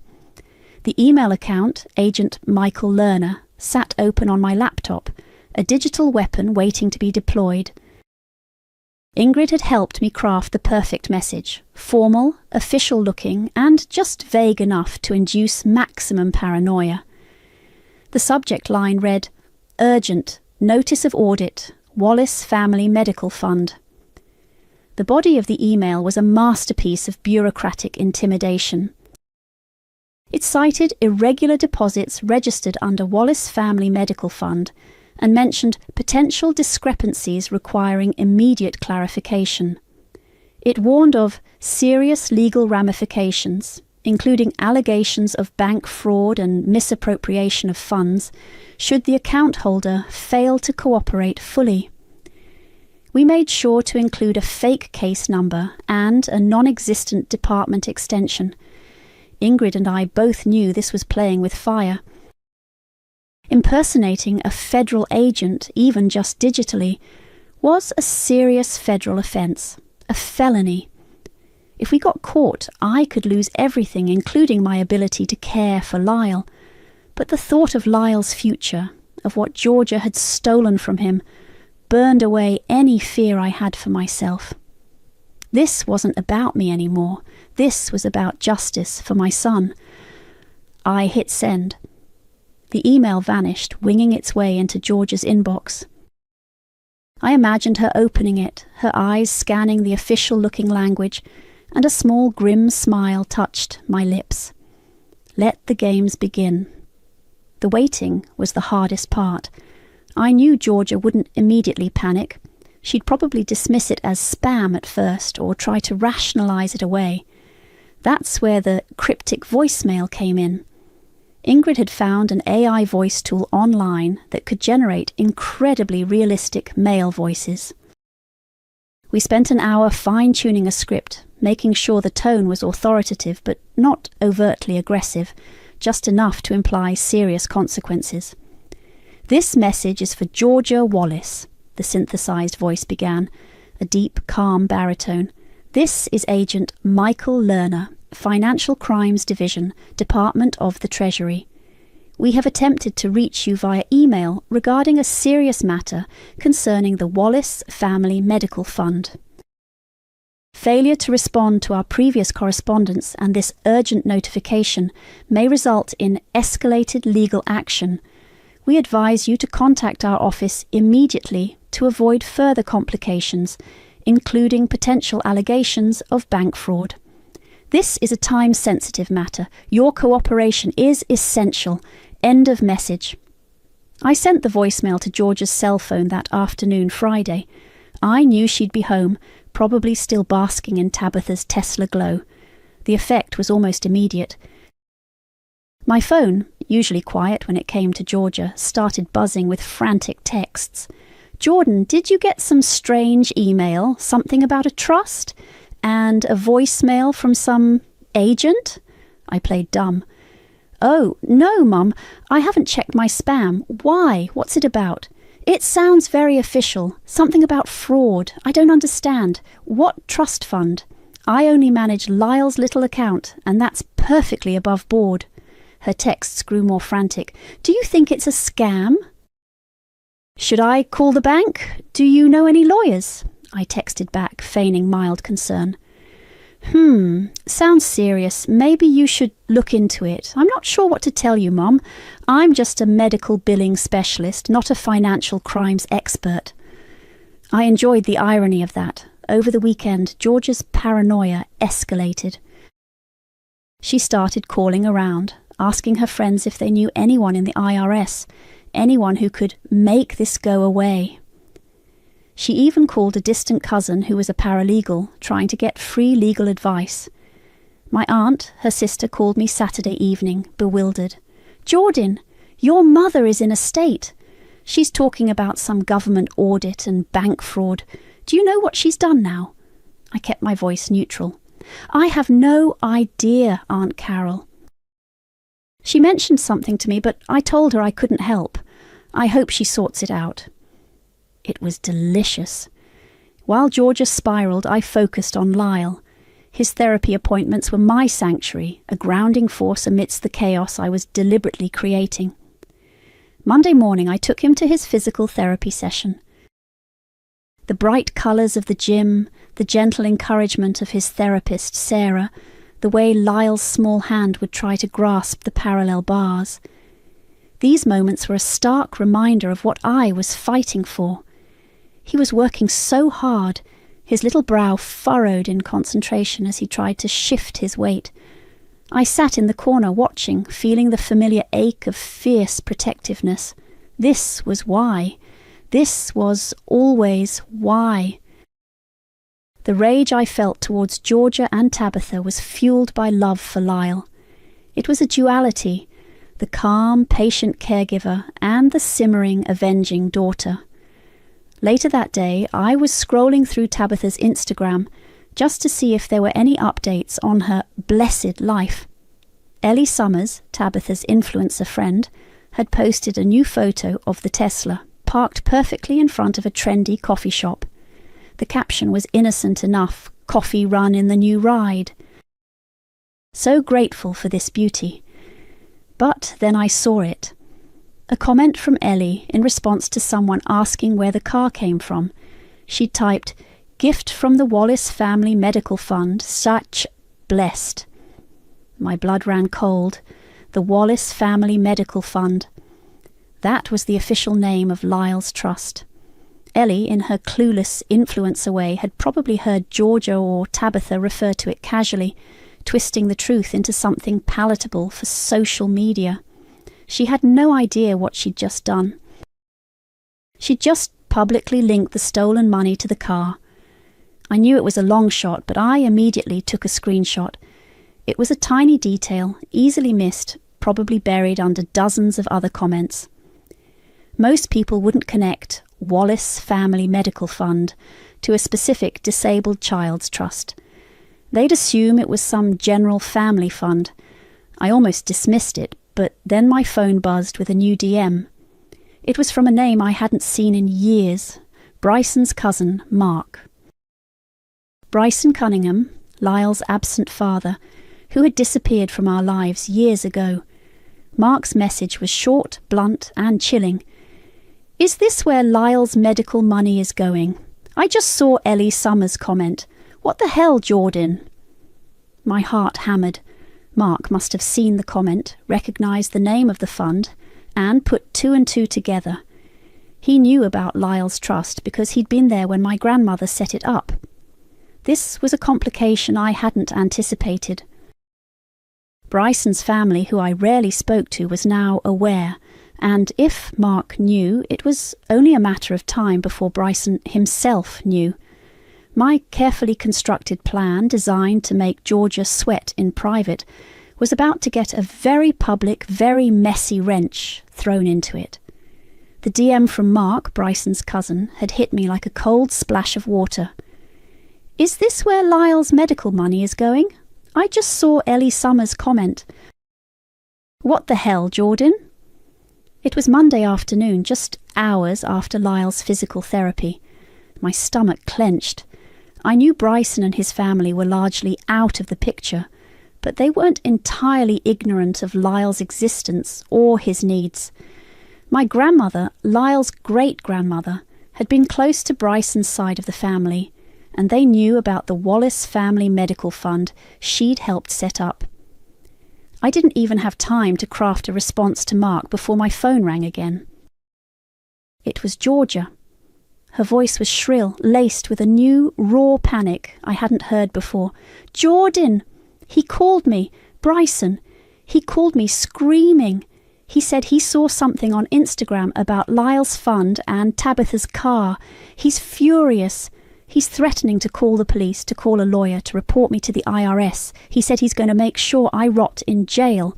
My heart did a little jolt. Bryson. Lyle's absent father, Bryson Cunningham, 38 years old.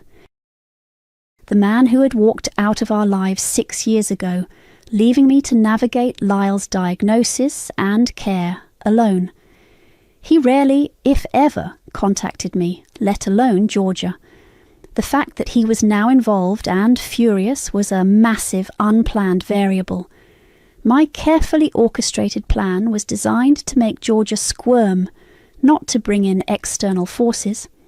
This was a complication I hadn't foreseen, a wild card I couldn't control. "What did you tell him?" I asked, feigning calm, though my mind was racing. "I told him he was out of line, that it was none of his business. But he just kept yelling about Lyle, about how I stole from his son. He said he was going to expose me. Jordan, you have to do something. You're the only one who understands this stuff. With all your medical billing and legal documents, you know how to talk to these people. You have to fix this." Her voice was trembling, cracking with genuine fear.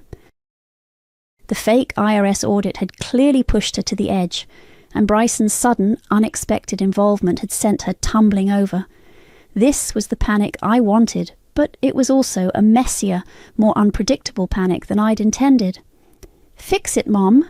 You put us in this position," I said, letting a hint of bitterness creep into my voice. "You stole from Lyle. You bought Tabitha a Tesla with his medical fund. What did you expect?" "I expected you to be quiet about it," she shrieked. "I expected you to understand. This is ruining everything, my reputation, Tabitha's future. What if this gets out? What if people find out about the audit? And now Bryson is involved. He's so irrational. He'll tell everyone." I let her ramble, letting her fear fester. This was my chance. She was desperate. "Okay, Mum," I said, cutting her off, my voice softening just enough to sound sympathetic but firm. "Okay, calm down. I can't promise anything, but maybe there's a way to contain this, to make it go away. But you have to listen to me, and you have to do exactly what I say. Anything. Just tell me what to do. Please, Jordan, please." The desperation in her voice was almost sickeningly sweet. "First, you need to stop calling everyone. Stop talking about this to anyone else. Especially Bryson. You'll only make it worse. Second, I need to understand exactly what happened, from your perspective. Every detail. For my own legal insurance, so I know what I'm dealing with if I try to mediate with, with anyone. I need to record it." A beat of silence. "Record it? Why?" she asked, a flicker of her usual suspicion returning. "Because if I'm going to try and fix this, Mom, I need to have my ducks in a row. I need to protect myself. This is serious. If I go to bat for you, I need a clear, unedited statement of what happened, for my own protection. Think of it as a sworn affidavit, but just for me. So I can present it if I need to show I'm cooperating, that you're cooperating. It's the only way I can even consider trying to make this disappear. Otherwise, I can't help you. And Bryson is serious, Mom. He's Lyle's father. He has legal standing. I knew the mention of Bryson's legal standing would hit her hard. It wasn't just the IRS now, it was a very real, very public threat from someone who actually had a right to be angry. She hesitated, then sighed, a long, defeated sound. Fine, just don't let this get out. Please, Jordan, I'm begging you. Meet me tomorrow morning, Tuesday, at the coffee shop downtown, the one near the park. No one will bother us there. And come alone. No Tabitha, this is between us. Okay, I'll be there. Please, Jordan, please fix this. I hung up, a slow, cold smile spreading across my face. She was hooked. I called Ingrid immediately.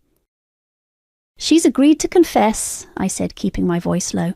She wants me to fix it. She'll meet me tomorrow morning. Excellent, Ingrid replied, her voice crisp. I'll swing by tonight. We need to get you set up. You'll need a wire, something discreet. We want her to hang herself, not get spooked. Later that evening, Ingrid arrived with a tiny, almost invisible wire mic. It was smaller than my thumbnail, with a thin wire that could run under my shirt. She showed me how to attach it to my lapel, how to connect it to a small digital recorder I could slip into my bra. Test, she whispered, her voice clear through the headphones. Perfect.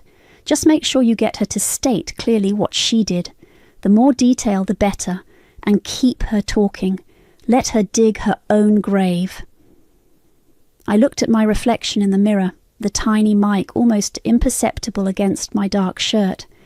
My face was pale, but my eyes held a fierce light. This was it. The moment of truth. Let her hang herself, Ingrid said, her voice a low murmur. She deserves it. Tuesday morning dawned grey and drizzly, mirroring the mood I was cultivating. I woke before Lyle, the tiny wire mic already taped to my lapel, the small digital recorder nestled discreetly in my bra.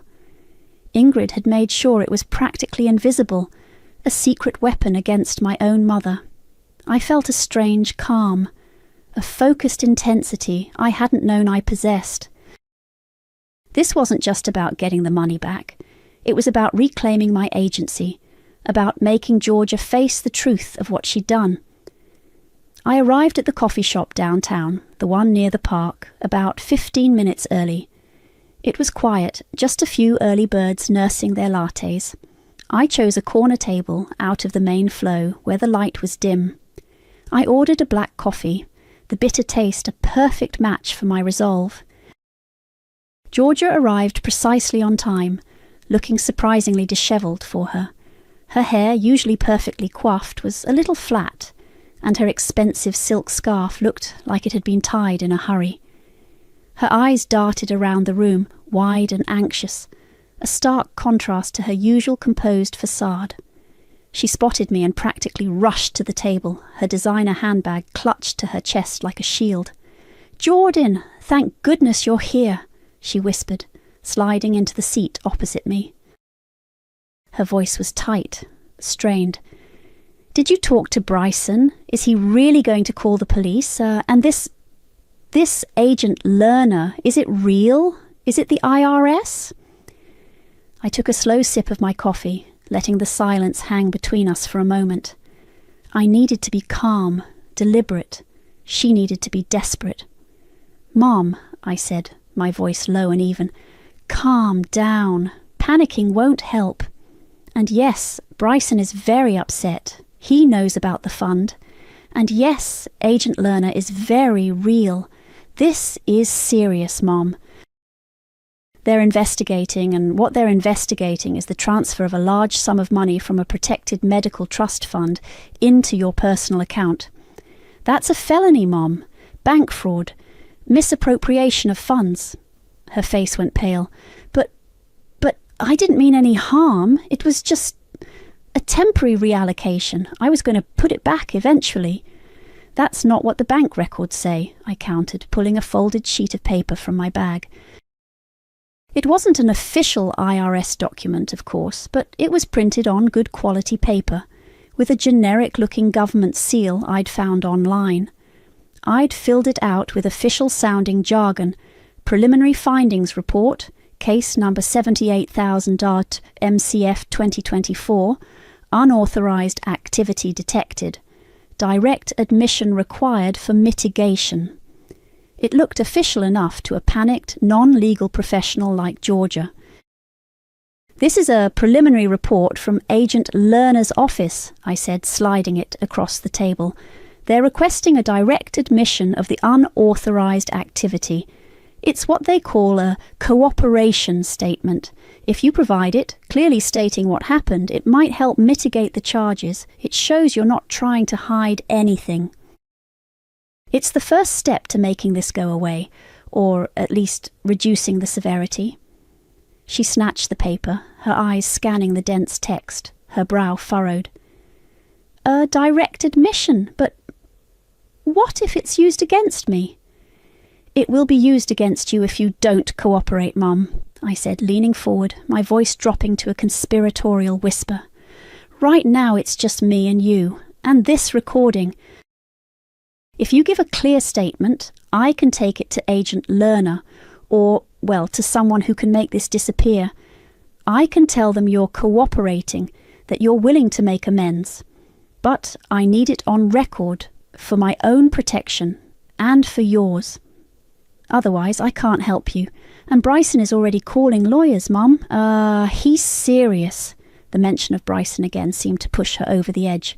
She looked around, her eyes wide, then back at the fake document, then at me. She was trapped. "Okay," she breathed, her voice barely audible. "Okay, what do I say?" I pulled out my phone, pretending to set up a voice memo. The real recording from the wire was already running. "Just state your name, the date, and then clearly explain what happened with the Wallace Family Medical Fund, why you took the money, what you used it for, and that you understand it was unauthorized." She took a shaky breath, her hands trembling as she clasped them on the table. "My name is Georgia Wallace. Today is Tuesday, current date." Her voice was a thin, reedy sound, nothing like her usual confident tone.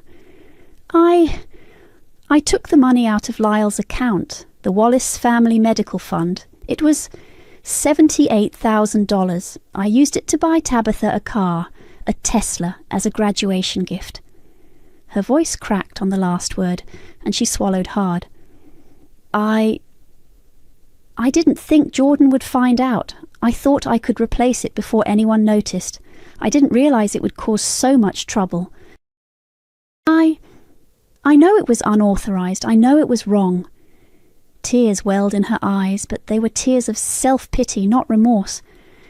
"I'm willing to sell the car back, to make it right. Please, Jordan, just make this stop." I let her finish, her words hanging in the air, captured by the tiny device on my chest. The sound of her voice, so broken and desperate, was a strange kind of music to my ears. It wasn't the full apology I deserved, not the acknowledgement of Lyle's pain, but it was a confession. A recorded confession. I leaned back, my expression unreadable. "It's a start, Mom," I said, my voice calm, almost detached. "But you're not done." I watched her face crumple slightly, the full weight of what she'd just admitted beginning to sink in. She had no idea how far I was willing to go. Later that day, back in the quiet of my own home, I transferred the audio file from the recorder to my laptop. I listened to it twice, her trembling voice recounting her crime. Then I used a simple video editing tool to add a black screen with the date and time and her name. I emailed the video file to myself, a backup. Then with a click, I uploaded it to a private, view-only YouTube link. The final step was the most satisfying. I opened a new anonymous email, one Ingrid had helped me set up, and pasted the YouTube link. The recipient, a single, carefully chosen investigative journalist whose work I'd followed for years. No explanation, no name, just the link. Let the truth speak for itself. The video of George's confession went live on YouTube, a private, view-only link, on Tuesday morning. I sent it to the journalist, then tried to go about my day, taking Lyle to his afternoon therapy, managing my medical billing workload. But a part of me was constantly checking my phone, waiting for the shoe to drop. It took a few days. By Friday afternoon, the journalist had published an article. It wasn't a front-page exposé, but it was a well-researched piece on financial elder abuse and family trusts, using Georgia's recorded confession as a central, anonymized example. They didn't name Georgia directly, but the details were specific enough. A grandmother in a prominent local family, a disabled grandchild's medical fund, a luxury car as a gift to another child. Anyone who knew our family, especially in our relatively small community, would put it together. The first ripple came Saturday morning. My phone started blowing up, not with calls, but with notifications. Georgia Wallace had posted a lengthy apology on her Facebook page. I opened it, my stomach clenching. It was a masterpiece of passive aggression and victimhood. She started by stating, "It has come to my attention that some recent financial decisions, made with the best of intentions, have been misunderstood and caused distress within my family." She went on to admit to temporarily reallocating funds from the Wallace Family Medical Fund, explicitly naming Lyle. She claimed it was a misguided attempt to support Tabitha's future, believing it would ultimately benefit everyone. She then pivoted, talking about the emotional toll this had taken on her, and how she was deeply sorry for any pain caused, especially to my dear grandson Lyle, whom I adore. It was a public performance designed to garner sympathy, to spin the narrative before it completely unravelled. I almost threw my phone across the room. Adore Lyle. She'd stolen his future. The real fallout began almost immediately. Monday morning I was at my desk at work, trying to focus on a particularly tricky insurance claim, when the office door burst open. It was Tabitha. Her face was blotchy, her eyes red-rimmed, and her usually immaculate hair was a mess. She looked like she'd been dragged through a hedge backward. "You!" she shrieked, pointing a trembling finger at me. My co-workers in the cubicles around me immediately looked up, their heads swivelling. "You ruined everything, my life, my future." I calmly pushed my chair back, folding my hands on my desk. "Tabitha, this is my workplace. You need to lower your voice." Lower my voice. My internship offer was rescinded. They said character concerns, because of you, because of what Mom did and what you did to her. Her voice was rising again, shrill and desperate. "That was my dream internship. You think this is funny? You think this is justice?" I picked up my phone, which was still recording the audio from Georgia's confession. I had it queued up to the part where she admitted to taking the money.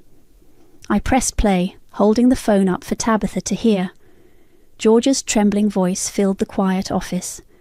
"I took the money out of Lyle's account. The Wallace Family Medical Fund. It was $78,000. I used it to buy Tabitha a car. A Tesla.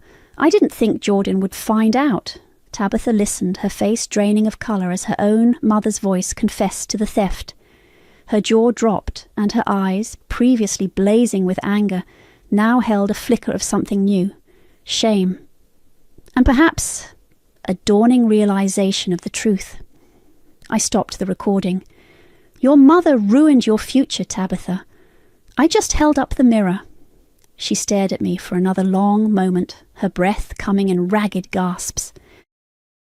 Then, without another word, she spun on her heel and stormed out of the office, leaving a trail of stunned silence in her wake. Later that week, the Tesla was gone. Georgia had managed to sell it, likely at a significant loss given the urgency. A few days after that, a transfer appeared in the Wallace Family Medical Fund account, $45,000. It wasn't the full $78,000, not by a long shot. The depreciation on a brand new car, the quick sale, it all added up, but it was something. It was a start. The financial damage was partially repaired, but the emotional damage, the betrayal, that was irreparable. My phone, which had been buzzing with George's frantic texts and Tabitha's enraged calls, now shifted to DMs from other extended family members. Some were supportive. "Jordan, I'm so sorry you had to go through that. You're a hero for standing up for Lyle." Others were less so. "Was this really necessary? You've torn the family apart. You're cruel." I ignored most of them. Their opinions didn't matter. Lyle's future did. Georgia, meanwhile, continued her public sympathy campaign. She posted photos of herself looking wistful, talking about forgiveness and moving forward. She even tried to spin the story to a few of her socialite friends, implying I was unstable, that I had exaggerated everything. She was trying to rewrite history, to control the narrative. I stayed silent. I let her talk. I let her dig her own hole. But Ingrid wasn't so patient. "She's trying to gaslight everyone," Ingrid texted me one evening. "Remember those texts from chapter 2? The ones where she told you not to be dramatic, that Lyle wouldn't remember, that the bank probably mixed something up." "Yeah, I've got screenshots," she replied, "and I know a few local gossip blogs that would love to pair those with her apology post." I didn't have to tell her twice. A day later, the screenshots of Georgia's dismissive gaslighting texts were circulating online, juxtaposed with her saccharine Facebook apology. The contrast was damning. Her carefully constructed victimhood shattered. The final blow came 2 days later. Tabitha called me, her voice devoid of its usual smugness, replaced by a hollow despair. "My other internship offer, the one with the big firm in the city, they rescinded it too. They said they did a background check. They cited character concerns and unprofessional conduct. You did this? You really did this?" I didn't respond. There was nothing left to say. The silence on the line was my answer. The call from Tabitha, hollow and defeated, had been the last direct communication I'd had with her. That was a few days ago, maybe Thursday. She hadn't called back.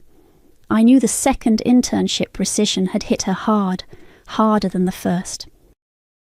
It wasn't just a lost opportunity, it was a public humiliation, a direct consequence of her mother's actions and, by extension, her own complicity. I was at home folding laundry when my front door burst open. It was Tabitha, again, but this time she wasn't just angry, she was a storm of raw, unadulterated venom. Her eyes were swollen, her face blotchy, and her expensive clothes looked like she'd slept in them. "Congratulations," she spat, her voice a low, guttural growl, completely devoid of her usual polished tone. "You ruined my life, my career, my reputation, everything I worked for. Are you happy now, Jordan? Is this what you wanted?" I straightened up, a basket of Lyle's tiny socks in my hand. My heart didn't even quicken, her words just bounced off me. I'd been through too much, felt too much, to be swayed by her self-pity. "No, Tabitha," I said, my voice calm, almost tired. "I'm not happy. And I didn't ruin your life. Your mother ruined your life. I just held the mirror." Her face contorted. "Don't you dare blame Mom. She was just trying to help me. She loves me. She stole from her disabled grandson to buy you a luxury car, Tabitha. A car you happily accepted, knowing full well where it came from.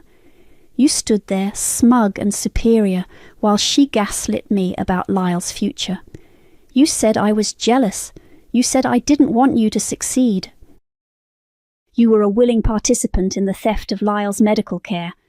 And now you're facing the consequences, not from me, but from the truth. She flinched, her eyes darting away for a split second. That's not fair. I didn't know it was a trust fund. Mom just said it was family money. And you didn't question $78,000 for a graduation gift from a mother who's always been tight with money unless it served her image. You're a law school graduate, Tabitha. You're supposed to be smart. You chose to be willfully ignorant. That's on you. She opened her mouth, then closed it, her shoulders slumping. The fight seemed to drain out of her, replaced by a defeated slump. She just stared at me, then at the laundry basket, then at Lyle's wheelchair parked by the wall. The silence stretched, thick with unspoken accusations and the bitter taste of reality. Finally, she just turned and walked out, the door closing softly behind her. I didn't hear her car pull away. The fallout for Georgia was more insidious, a slow social strangulation. She wasn't openly ostracized, but the whispers were everywhere. I heard it from Aunt Carol, who called me, sounding genuinely distressed. "Jordan, your mother wasn't invited to the ladies' auxiliary luncheon this month. And the bridge club. They've been very quiet. People are talking about the article. About those texts Ingrid leaked." Georgia's carefully cultivated image as the pillar of the community, the generous matriarch, was crumbling. She was still trying to put on a brave face, but I saw her at the grocery store once, her eyes darting nervously, avoiding eye contact. She was no longer the centre of attention. She was the subject of hushed gossip. She was being excluded from family functions too. My cousins, even those who initially called me cruel, now kept their distance from Georgia. The damage to her reputation in our small community was profound and, for her, probably more painful than any financial loss. It was a quiet Tuesday afternoon, a week after Tabitha's last outburst. I had taken Lyle for his therapy walk in the park.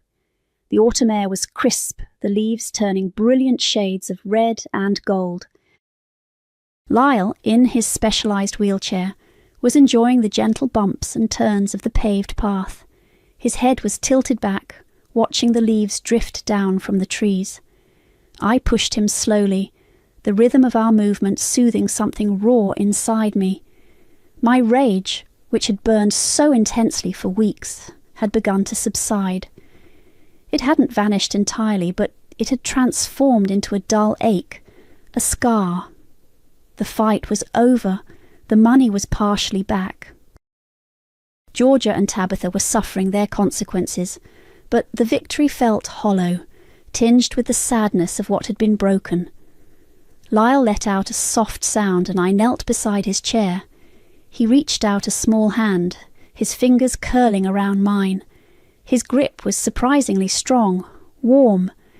In that moment, looking into his bright, curious eyes, the anger, the bitterness, the exhaustion, all faded into the background. This was what mattered. This little hand, this precious life. He was why I fought. He was why I would always fight. The cost of silence, the weight of speaking out. It had been heavy, but seeing his small, determined face, I knew it had been worth it. When we got home, the mail was sitting on the kitchen counter. Bills, junk mail, the usual. And then I saw it. A thick, cream-coloured envelope, heavier than the others. No return address, just a government seal, stark and official. Department of the Treasury. My blood ran cold. I tore it open, my heart hammering against my ribs. It wasn't a fake. It wasn't from Agent Michael Lerner. It was from the actual IRS. The letter was concise, formal, and utterly terrifying. It stated that their office had received a fraud alert regarding duplicate identities posing as Treasury personnel. It referenced a specific case number, one that looked eerily similar to the fake one Ingrid and I had concocted. My name was clearly printed on the letter, followed by a directive. Please contact our office immediately to clarify your involvement in this matter, as failure to cooperate may result in severe legal consequences. My fake revenge, designed to make Georgia sweat, had attracted real attention, and now it was coming for me.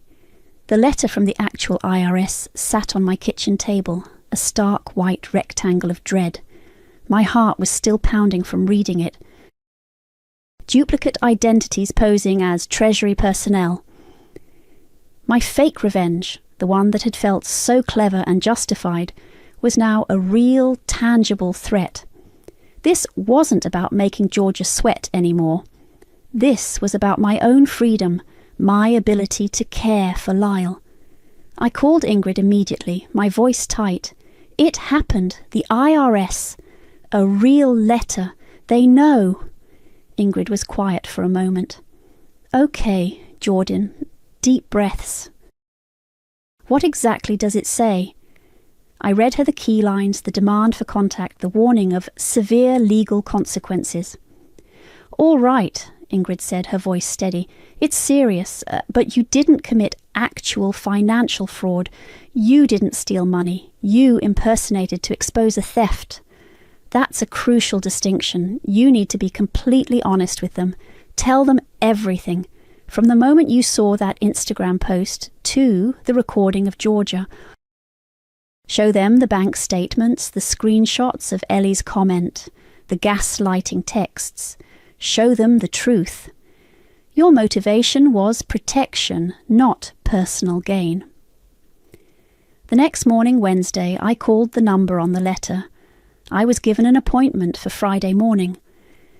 The days crawled by, each hour heavy with the weight of uncertainty.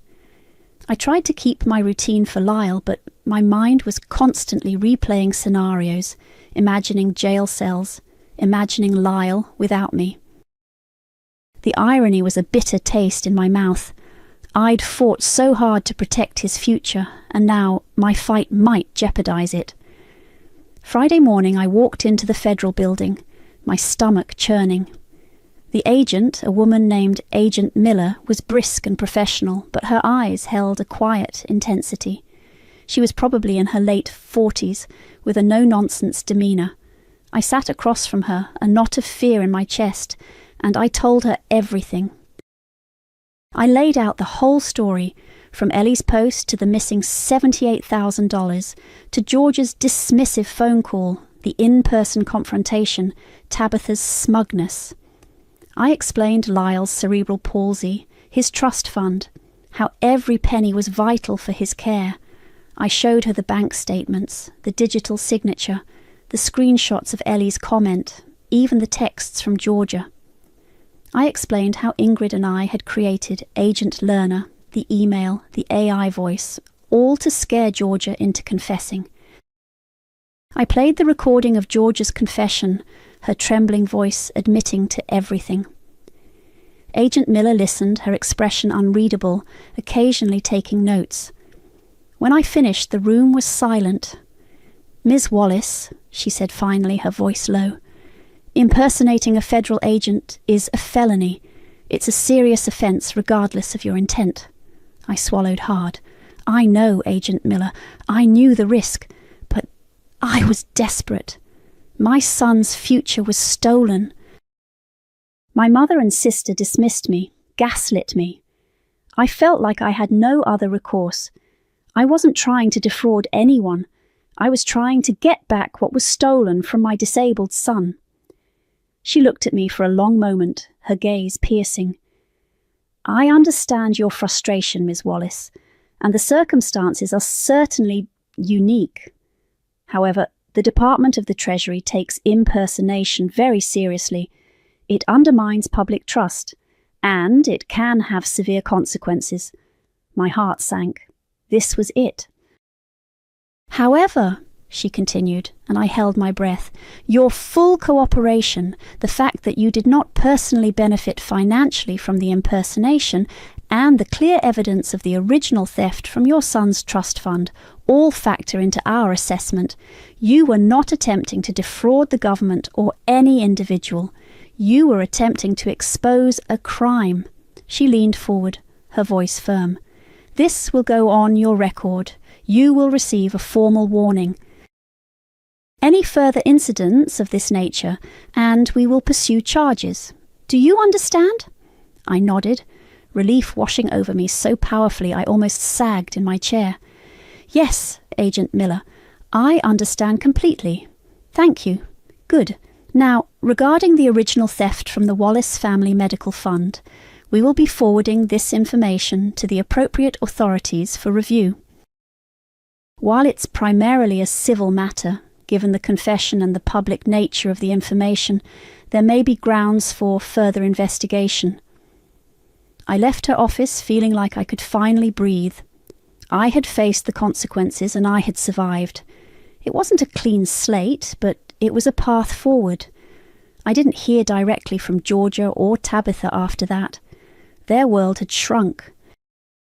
Georgia's social standing was permanently damaged. She was the subject of whispers, no longer invited to the events that defined her life.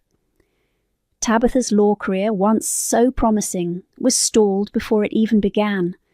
The character concerns were a black mark she wouldn't easily erase.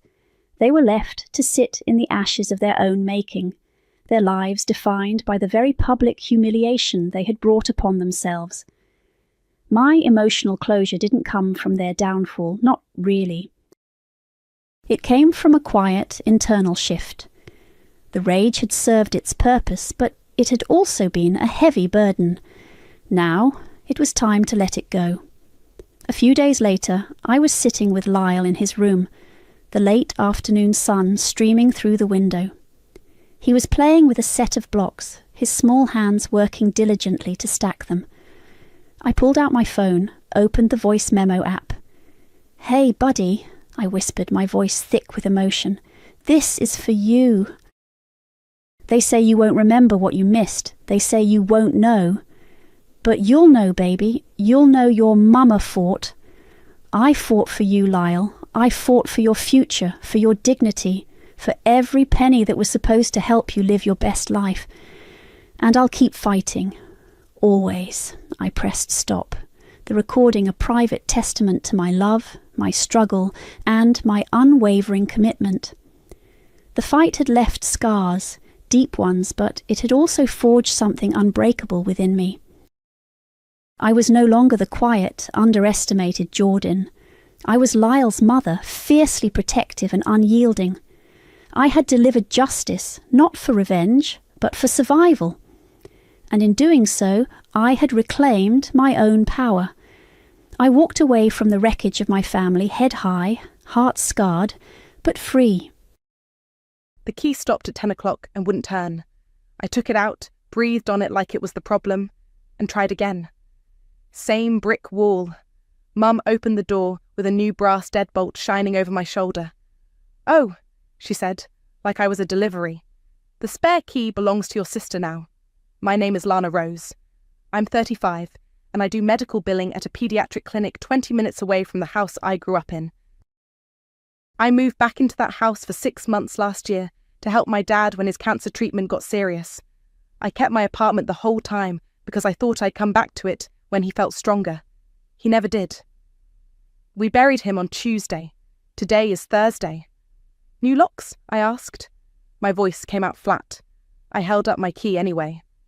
"Insurance," Mum said, glancing past me at the quiet street. Salt crusted the edges of the porch. "People know when there's been a funeral." Emerson appeared behind her, robe tied in a pretty bow. She's 28, good at starting conversations and not finishing chores. "We were just about to make tea," she said, not moving from the heat spilling out of the doorway. "I came to grab a few things," I said. "My charger, the binder from Dad's desk." Mum stepped onto the mat and pulled the door close behind her. The new deadbolt clicked with a smug little sound. The spare key belongs to your sister now, she repeated. Like maybe I hadn't heard it the first time. She's the one who's been here. I was here, I said, and heard how small it sounded. 6 months of medication schedules, waterproof pads, and the furnace cutting out at 2 a.m. Me on hold with the gas company in the laundry room so Dad couldn't hear the music they play when you're waiting to fix a problem nobody sees. Mum's mouth tightened. You did your nights. She did the days. She kept me company during chemo. She earned the house. There it was. I looked at Emerson. She looked at the wreath on the door like it was suddenly fascinating. It's Mum's house, she said, soft. I'm just here? Right, I said.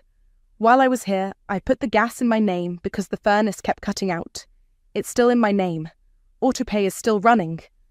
Mum waved a hand, the way you shoo a fly. You're good with bills, Lana. Don't make this ugly. We're all tired. Behind her, I could see the hall table where Dad kept his change. The dish was still there, quarters winking. His slippers were gone. I had put them in a bag and set them by the donations pile, and then hated myself for being efficient.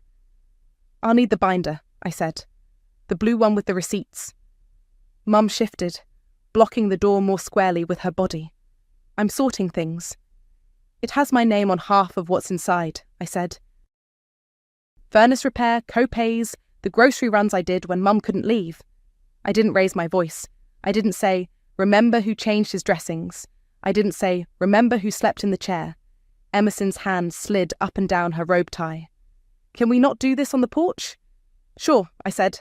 Can I step inside? Mum's face did something complicated and then smoothed out. The spare key belongs to your sister now, she said for the third time. You moved out. I moved back to my apartment yesterday, I said, because I was told to take a break. I could still feel the indent of the hospital bracelet Dad gave me to cut off the day before the hospice nurse came. We'll get your things together, Mum said. I'll have Em drop a bag at your place. The neighbourhood was too quiet. That funerals after quiet where even the crows sound respectful. Lyle from next door was stacking his trash cans against the wind and gave me a nod. He had shovelled our sidewalk the morning of the service without being asked. I nodded back. Okay, I said, stepping down. My boot slipped a little on the salt. I steadied myself with my hand on the railing Mum had always said she hated because it made the house look old. I'll text when I'm on my way to pick up the binder. Please don't throw out anything that looks like a bill. We're not monsters, Mum said, offended. I didn't say you were, I said. I said, don't throw out the bills. Emerson's smile flickered on, the one she uses when rent is due. We've got this, Lan. Go rest. Dad would tell you to go rest. Dad would tell me to eat something, and then tip his head toward the thermostat because he knew how the furnace sounded when it was about to give up. He would dig in the junk drawer for batteries and make it into a magic trick. I swallowed. Text me about the binder, I said, and walked to my car. In the driver's seat, the cold hit different, the way it does when you don't have somewhere to be. I pulled my apartment key off my ring and held the old house key between 2 fingers. The metal had a notch worn smooth from years of use. I didn't throw it away. I flipped open the glove box and slid it in beside the registration, a useless little relic. I slipped the dead key into my glove box like a tooth the tooth fairy never picked up. The charge hit my phone at 7:12 a.m. 312.04, mid-state gas, pending. My stomach did that slow elevator drop. I sat on the edge of my bed and opened our group text with Mum and Emerson. Me. A 312 gas bill just hit my card. The gas is still in my name from when I moved home for Dad. Transfer utilities into your names by Friday, or I stop payment and close the account. The typing bubbles pulsed and disappeared. A minute later, Emerson. Don't be dramatic. You know you're good with bills. A thumbs up emoji from Mum landed. Nothing else. I stared at the blue bubble on Don't Be Dramatic, then at my own reflection in the black edge of the phone. I had a note I made the week after Dad's first round of chemo, when a social worker at the clinic talked to me about burnout. I opened it. What I will do. Rides, meds, meals, bills for the household while I'm living there. What I won't? Run accounts for people who change the locks on me. I showered, packed a yogurt and a banana, and drove to work. The clinic hallways were warm and bright and smelled like hand sanitizer and crayons. Michaela caught my eye over the front desk and raised her eyebrows. I just tapped my phone. Later, on our 10, she asked, "Family?" "Autopay ghost," I said. "Gas." She made a face. "Kill it." I called the gas company on my lunch break. The whole music was the same soft jazz I used to listen to on their old phone while Dad slept. A woman named Carla came on the line and asked for my account number. I read it off the last statement in my email. "I need to cancel autopay," I said, keeping my voice even. "And I want to schedule closure of the account in my name. The current occupants will be taking over." "We can remove your card today," she said. "Closure requires a date. When would you like service to end?" "How soon can you do it?" I asked. My hands were steady on the desk. "We can schedule for tomorrow," Carla said. "Please make sure the new party calls to open an account. There's a $25 transfer to setup fee. If service is off before they call, there's a $75 reconnect." "Okay," I said.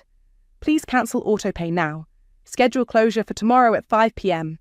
She tapped. "Done. You'll get an email confirmation. And can you put a note that Lana Rose is no longer authorized? No one should be able to add my card back without me." "I've added a passcode," she said. "Do you want me to give it to you now?" "Yes." I wrote it on a post-it and stuck it under my keyboard. The confirmation hit my inbox before I hung up. I printed the last statement because paper talks louder in my family. The laser printer thumped and whirred. The heat of the page warmed my fingers. Back at my apartment after work, I sat at the tiny table by the window and wrote on a sheet of lined paper in block letters so there'd be no "we couldn't read it" later. "Transfer the gas into your names by Friday at 5 p.m. Call 5555-0168, Midstate Gas. Ask for a new account. Transfer fee, $25. After 5 p.m. tomorrow, the account in my name closes. I will not pay further charges. If you need the last statement, it's attached. Lana." I added the account number and taped the bill to the back with blue painter's tape so it wouldn't take paint if they ripped it off angry. I took a photo of the note and the bill side by side and texted the photo to the group. Me. "I'll leave this on the front door now." No reply. The late afternoon was the kind that looks pretty and feels mean. The wind needled through my coat as soon as I stepped out of the car at the curb. Lyle's truck was in his driveway. He was bent under the hood with a shop towel over his shoulder. He glanced up, gave me the same small nod as yesterday, then looked back at whatever he was fixing. I walked up their walk and smoothed the paper flat against the glass storm door. The door was cold enough that my fingertips came away a little numb. I tore strips of tape with my teeth, pressed the corners down, pressed the middle for good measure. The note looked almost official against the glass, black letters sharp, the account number underlined twice. Inside, I could hear the murmur of the TV, a laugh track, the clink of dishes. I didn't knock. I didn't want a conversation that would turn into a memory, that would turn into an apology I didn't owe. As I turned to go, my phone buzzed in my pocket. Another thumbs up from Mum. Emerson was quiet. I slid the phone away. At the bottom of the steps, I paused and checked the tape again, tugging gently. It held. I walked back to my car and got in, blowing into my hands until the sting eased. The printer heat had worn off. The note's ink had barely had time to settle.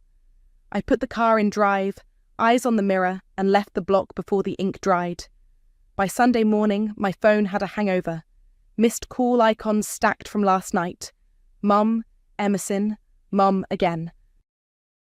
The last voicemail preview stopped at, "I just," and an inhale. I set my mug on the radiator and watched my window fog at the corners. The email from Midstate Gas sat in my inbox, crisp and boring. Service closed 5 p.m. Friday. Account holder, Lana Rose. Balance, 0.2. I'd cancelled autopay. There was nothing left for them to tug on.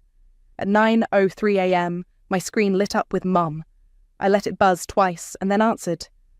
"How could you?" she said, skipping hello. In the background, I heard a cabinet door smack and the clatter of a pot. "It's freezing. I can see my breath." "You got my note?" I said. "We thought you were bluffing." Emerson's voice came from somewhere near the speaker, smaller. "It's Sunday, Lana." "I gave you until Friday," I said. My voice sounded like I was explaining a copay at work. The account in my name closed at 5. "Just pay this month," Mum said. "We're grieving." "You know you're—" "No," I said, and felt how clean that was. "Here are my terms. I'll pay the $75 reconnect fee one time if you transfer the gas into your names today, and Venmo me the $312 by the end of the month." A spoon scraped a bowl hard enough to bend it. Emerson sighed, the long-suffering kind she used to give teachers. "We'll do it next week. Just get it back on now." "Today," I said. "If you don't transfer it today, I'm out." No reconnect. Silence on their end, the kind that used to make me start filling it with solutions. "Are you really doing this to your mother?" Mum said finally, tight. "Your father would—" "Dad liked to plan," I said. My radiator knocked from deep in the wall, a warm, hollow applause. The note had the number. "Call them." "Fine," Mum snapped. "Just this once. Transfer, repay, then I'll cover the reconnect," I said, steady. "Call me when your names are on the account." "Don't hang up," Emerson said quickly. "Wait, I'll be by my phone," I said, and ended the call before I could hear the sigh I knew was coming. I put the phone face down on the table. The cup left a wet ring on the radiator.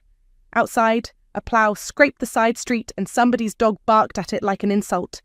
My hands shook a little and then stopped. I ate toast over the sink and let crumbs stick to my sleeves. 10 minutes later, Emerson texted, "This is so extra. We're freezing." Mum's fingers are blue. I typed and deleted twice, then sent, "Mid-state gas, 555-80168. Transfer fee is $25, 3 dots. Gone. Nothing." At 10:21, another call. "Mum." I let it roll to voicemail. A minute after that, "Emerson." I answered. "Okay," she said without preamble. "We called. They said we have to open a new account. They need Mum's ID and a deposit, maybe? Can you just call them?" "They said you have a passcode." "They can open a new account without me," I said. "The passcode is to keep my card off. That's staying." A cupboard banged again. "You're being cruel," she said, but her voice was low. Not a fight, more a script. "I'm being clear," I said. "You can do this. Ask for a supervisor if you need to. The fee is $75 to reconnect if it goes off." I said, "I'll pay that after you transfer and send the $312. "It's already off," she said, a tiny wobble finally cracking through. "The radiators are cold. We plugged in a space heater and Mum tripped the breaker, and now the microwave won't work." "Flip the breaker back on," I said, "and please don't run a space heater on an extension cord." "That outlet by the pantry is on a different circuit." "Since when are you an electrician?" she snapped, which was safer for her to be mad at than the meter in the basement. "Since Dad taught me which circuit pops when the toaster and the kettle run at the same time," I said. "Call the gas company." She exhaled like a balloon dying. "Fine." I set the phone down again. I printed another copy of the last statement and slid it into a sleeve in my blue binder, because paper soothed me. My apartment smelled like coffee and dust and the lemon cleaner I'd used on the counter last night. I answered a message from Michaela. "You good?" with a thumbs up and a snowflake. At noon, Aunt Maeve's name flashed across my screen. I didn't pick up. It went to voicemail, long and windy, the kind where everyone's just concerned means they want you to go back to the girl who handled everything. I didn't listen to the end. By 2, the call slowed. Cold makes people efficient. A text from Emerson popped up with a photo of Mum's ID and the words, "They're making this impossible. We need the last 4 of Dad's SSN." "You don't," I wrote back. "He's gone. It's your account now. 3 dots, then nothing." At 3:40, Mum's name filled the screen. I answered. "Transfer's done," she said, clipped. "They said reconnection is $75. Pay it." "Venmo me the $312, I said. I'll call and pay the 75. A beat. Then, we don't have it right now, Emerson said, softer. End of the month? That's what I said. By month's end. Another clatter of something metal. Someone muttered. Then the line went quiet in that old, punishing way. I'll call Midstate now, I said. Text me a screenshot of the new account holder page. Names and address. A flurry of keys, a ping. The screenshot arrived. Wendy Rose, Emerson Rose. I saved it. I called Midstate Gas and paid the 75 with my card. Carla wasn't on shift, but the man who answered took the payment and gave me a reconnection window. Tonight or tomorrow morning, depending on texts. I texted them the window and put my phone on Do Not Disturb.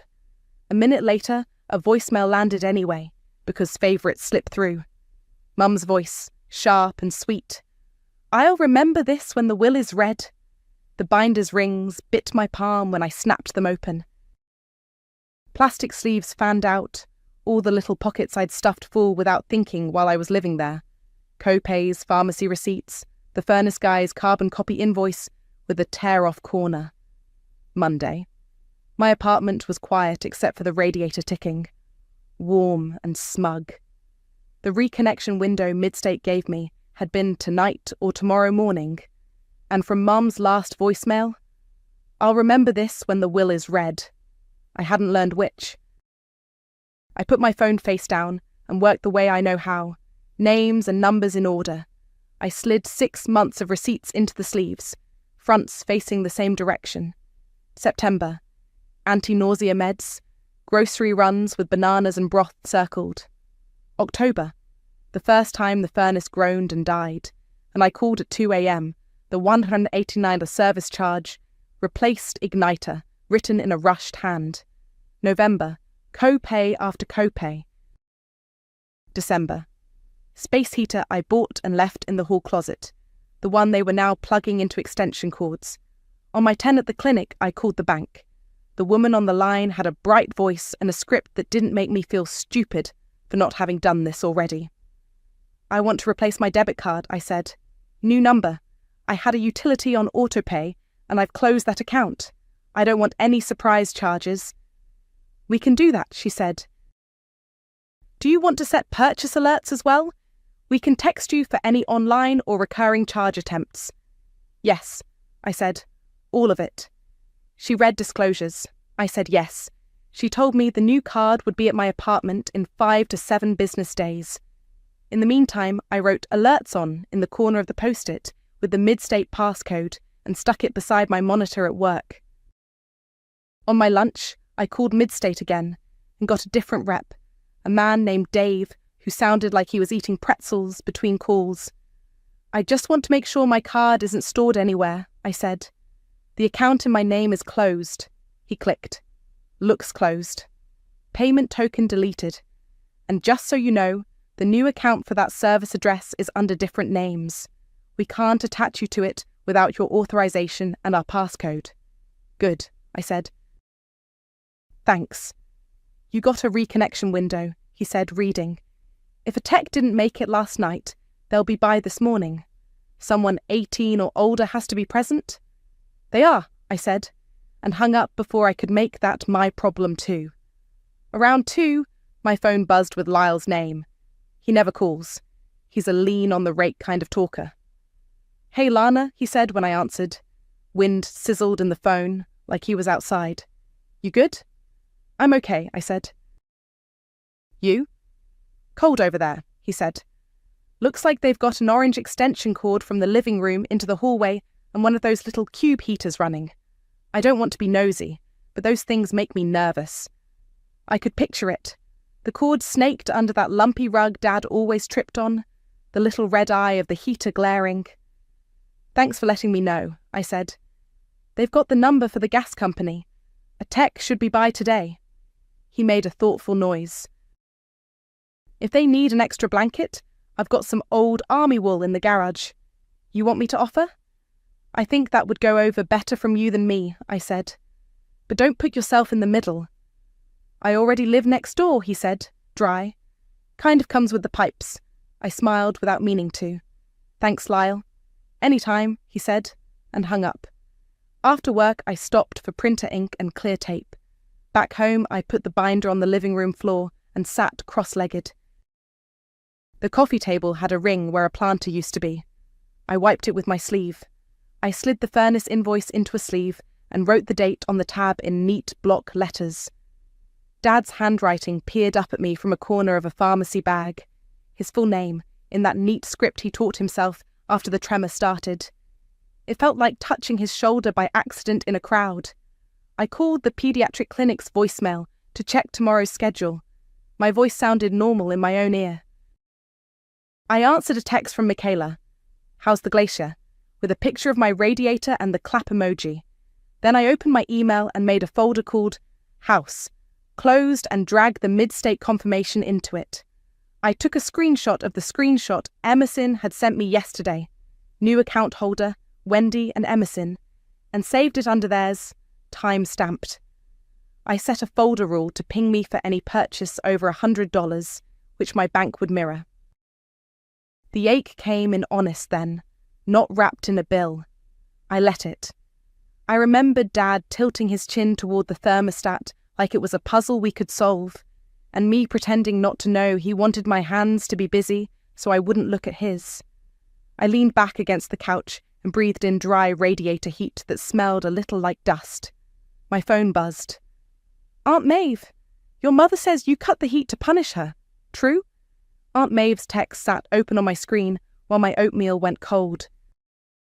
"Your mother says you cut the heat to punish her. True?" I typed back, "No." I closed my account Friday at 5 p.m. after giving them the transfer number and a written notice. They opened their own account yesterday. I paid the $75 reconnect.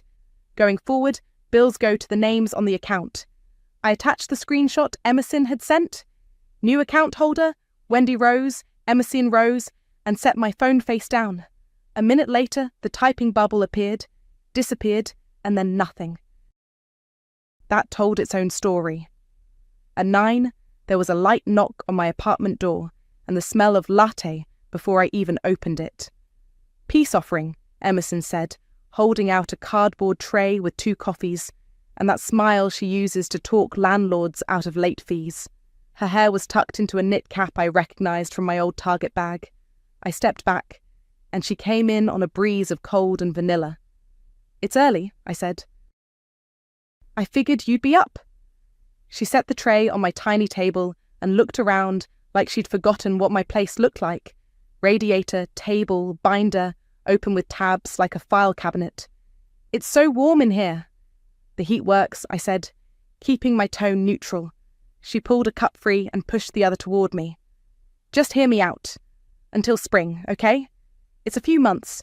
Winter's brutal, and Mum is, you're good with bills. You set the stuff up. Just keep it going a little longer." "Keep what going?" I asked. "My card on your account?" Her face did a practiced little wince. "I mean, not forever, just until we get through this. Dad would want the house warm." I picked up the coffee lid and clicked it back into place. "The house can be warm with the accounts in your names," I said. I tapped the open binder with one finger. "I gave you the number, the fee, the steps. I paid the reconnect once." "I won't be the account again." She parked her hip against the radiator like she belonged to it. "Mom's putting the house in my name," she said, pretending to study the colour of her latte. "Like, officially. I've been there." I let that float and sink between us. "That's between you and Mom," I said. "The gas bill's between the account holder and Mid-State Gas." "It's expensive," she said, small, letting the showy smile loosen. "We used the space heater and blew a fuse, and the guy on the phone said something about a deposit. That's insane." "Sometimes they ask for a deposit on new accounts," I said. "It's normal. It gets credited back after a year of on-time payments. You can ask about a waiver if you've got prior history with them." She set her cup down a little harder than she meant to. "Just until spring," she said again, softer. "You know how to do this. I'm not trying to dump everything on you. I'm just not you." "I know," I said. "That's why I made you something." I reached under the binder and slid out a slimmer, cheap 3-ring I'd picked up last night when I bought printer ink. Clear cover, first page a list in block letters, mid-state gas, 5,555,168. Transfer fee, $25 reconnection, $75 call, scripts, dates, account numbers. Everything I'd used to carry in my head and on my card. Behind it, copies of the furnace invoice, the last statement, the reconnection confirmation. I turned it so she could read. "I'm dropping this on the porch," I said. "After that, all money questions go to the people whose names are on the bills." Her mouth opened, closed. "So that's it? You wash your hands? You, of all people?" "I'm not washing my hands," I said. "I'm giving you the sink." Her laugh came out surprised, then bitter. "Mum is going to lose it." "She already tried," I said. "She'll be okay. She's always okay." "When the will, I said, and her eyes flicked up. "I'm not playing futures. Today, the account is yours. The heat is yours. If you hit a wall, call the company. Ask for a supervisor. They have customer service just like everyone else." She looked at the binder like it might bite. "You're really not going to call for me?" "No." "Even if I cry?" she said, mouth quirking like we were kids again, and she was trying a bit. "Especially not then," I said, but I didn't smile. We stood in the small hum of my radiator. Outside, a bus wheezed to a stop and a kid yelled, muffled through the glass. Emerson tucked her hands under her arms and nodded once, like she was agreeing to a dare she didn't like. "Okay," she said. "Okay. Drop it on the porch." "I'll go now," I said. I closed my own thick binder and slid it onto the shelf by the door. The slim one went under my arm. I zipped my coat and tucked my scarf in. She watched me put on my boots like she wanted to snatch the plan back out of the air. Instead, she picked up her coffee. "You know Mum's going to tell everyone you're punishing her." "Maeve already asked," I said. "I told her the truth." We walked down the hall together. At my door, she paused. "Dad would have hated this," she said, but she didn't sound sure. "Dad liked when the thermostat matched the room," I said. "This is that." She didn't argue. She followed me down the stairs and out to the cold where our breaths wove. We got into our separate cars. At their house, I pulled to the curb. The wreath on the door was listing, 1 pine cone gone. The glass in the storm door reflected my coat like a funhouse mirror. I didn't knock. I balanced the slim binder on their porch rail, right where a hand reaching out would see it, ringed the bell, and left before anyone could hand it back. By late morning, my phone was dinging like a slot machine. Aunt Maeve added me to a new thread called Family, which is how I knew it wasn't going to be about casseroles. "Maeve, I don't want to be in the middle, but family pulls together. Your mother is having a hard time. Could you please just keep the heat going until spring?" It's what Ernest would want. A number I didn't have saved chimed in. My cousin Leah, I think. I haven't seen her since a graduation party with a sheet cake and folding chairs. Leah: "Not my business, but it's just a bill?" We all help our mums. I paid my mum's car insurance last month without making it a thing. Emerson dropped a heart on that. Mum didn't type. She never types in group chats. She forwards. I took a breath that didn't catch and pulled up my camera roll. I had everything because I always have everything. I made a single image. The $312 statement, the note I taped to the door with the mid-state number and the transfer fee, and a screenshot of my text about the Friday deadline and the one-time reconnect. I drew a blue box around the line that said, account holder, Lana Rose, and another around the new account screenshot she'd sent me Sunday. Wendy and Emerson. Me. Here's the bill, my offer, and the transfer instructions. The gas account is now in Mom and Emerson's names. I paid the $75 reconnect once. Going forward, all money questions go to the account holders. I hit send and muted the thread. On iMessage, that means little crescent moon. On my end, it felt like putting earplugs in before a band you don't like. The bubbles bounced. Maeve wrote 2 paragraphs about tone and the optics of cutting your mother off. Leah added, we're all grieving. Emerson sent a snowflake emoji and then a crying face.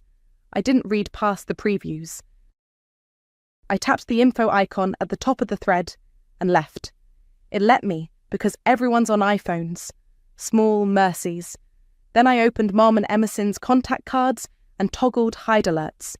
For numbers I didn't recognize that started in our area code, I slid the block switch. It wasn't a technology solution so much as a boundary with an on-off button. Michaela poked her head into my cubicle just before lunch. "Your focus face is on," she said. "Family thread," I said. "I sent a screenshot and mooned them." She grinned. "Proud of you?" At 1, I ate my sandwich over my keyboard and scheduled a refill for a kid's inhaler because I like to do something straightforward when my relatives are composing epics. The bank pinged me for a $10 charge at the coffee shop downstairs, Michaela treating herself, and then went quiet. No utility charges, no strange autopays. The new card would get here next week. Until then, I was dry. By 2, my phone vibrated with Lyle's name. This time he texted a photo. A white van angled in front of Mum's house, mid-state gas in blue on the side. A guy in a beanie carrying a toolbox up the steps. Lyle: "Looks like your folks are getting sorted?" I sent a thumbs up. No one from the house called me. That said more than any apology would have. I let the silence do its job. The radiator hissed a little when the heat kicked on in my apartment. Outside, light went flat in that winter way that makes 4 o'clock feel like midnight. I took out the slim binder I'd dropped on their porch in the morning and opened the copy I'd made for myself. Under the first page with the mid-state number, I'd slid a second sheet with a line I'd written for myself in big slanted letters. "You already did it. You don't have to do it again." I set the binder back on the shelf and turned to practical things. I set my phone to filter unknown senders into a separate tab. I moved the house.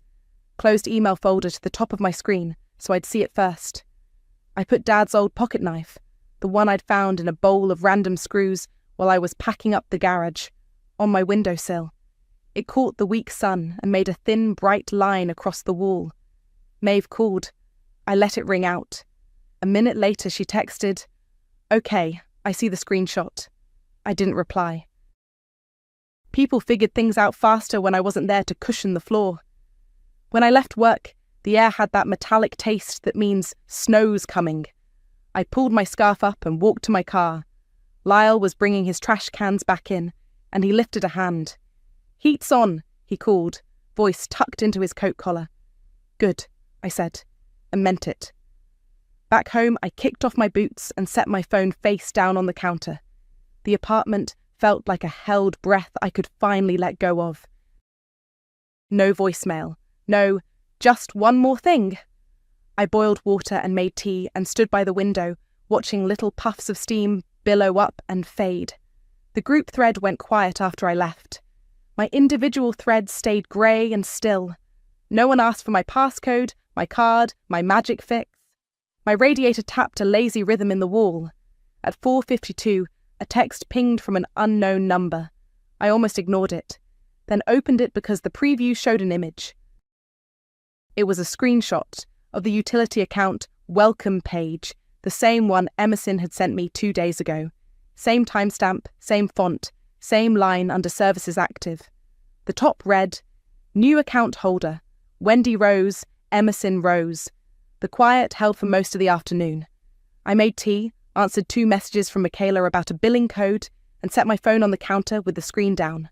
The blue crescent moons sat next to half my conversations like tiny helmets. At 3:11, Mum's name lit up full screen. Favourites slipped through. I let it ring twice, then picked up. "Finally," she said, bypassing hello. The TV murmured behind her, and a spoon hit something ceramic. I don't appreciate being humiliated in front of my own sister. I left the thread, I said. If you have something concrete, say it. Her inhale hit the microphone. You are cold, Lana. I'm consistent, I said. You have the account in your names. I paid the reconnect one time. You owe me $312 by the end of the month. That's it. You think you can hold money over my head, she said, voice going thin. I'm telling you my terms, I said, and kept my tone like I was reading a prescription. Transfer complete. Repay the $312 by month's end. I won't be attached to your accounts. I won't call companies for you. If something gets shut off again, I'm not paying a second reconnect. Emerson's voice came on, closer, soft. Mum's having a hard day. She just needs you to meet her halfway. I did, I said. I paid $75 to get your heat back on. I made you a binder with numbers and steps. You have the tools.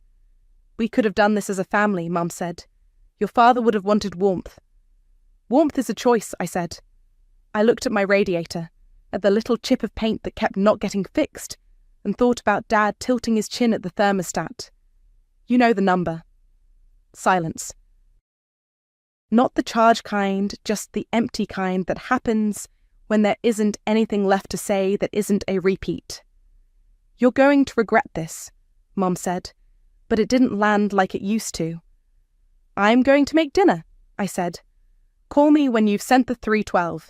Otherwise, don't call for money. Emerson tried one last angle, voice honeyed. Just this once? Cover the next bill and I'll... No, I said, and ended the call clean. I put the phone on Do Not Disturb and turned to my cutting board. Onion, garlic, a can of tomatoes. The ordinary alchemy. I let the sauce simmer and put on Dad's old radio station from the kitchen speaker, the one that plays 70s rock on low volume like a heartbeat. At 4:20, even with Do Not Disturb, a notification slid down the top of my screen because money apps don't care about boundaries. Emerson has requested 75 $75. Note, reconnect fee. I actually laughed, one breath out my nose. They knew I'd already paid it. They were seeing if I'd hit accept out of habit. I tapped the notification, opened the request, and hit decline. The app asked me if I was sure. I was. I typed no, already paid. Account is in your names, and sent it in the little chat bubble under the request. The read receipt popped up in seconds. No reply. I wiped the counter, put the pasta on, ate at the edge of the counter while steam fogged the window. The sun sank without drama. The radiator popped in the wall like somebody far away clapping once. At 5:07, Michaela sent me a picture of her cat in a paper bag and the words, dinner. Tomorrow, I wrote back. Tonight, I'm protecting my peace like it's a patient chart. She sent a stethoscope emoji. I loaded the dishwasher and put the pan to soak. When the clock on my stove hit 5:50, a flurry of texts buzzed in the unknown senders tab that I didn't open. I made mint tea and stood with my hip against the counter. My apartment held the day's heat in a way the house never did, like the walls agreed with me. At 5:58, my phone lit up with the alert I'd been waiting for, right on the lock screen, where even Do Not Disturb lets it through. Payment received, $312 from Emerson. Memo. I took a screenshot without thinking and filed it in the house. Close folder. I didn't text back. I didn't send a thumbs up. I didn't do the thing where I make it easier to do the bare minimum by lavishing it with praise.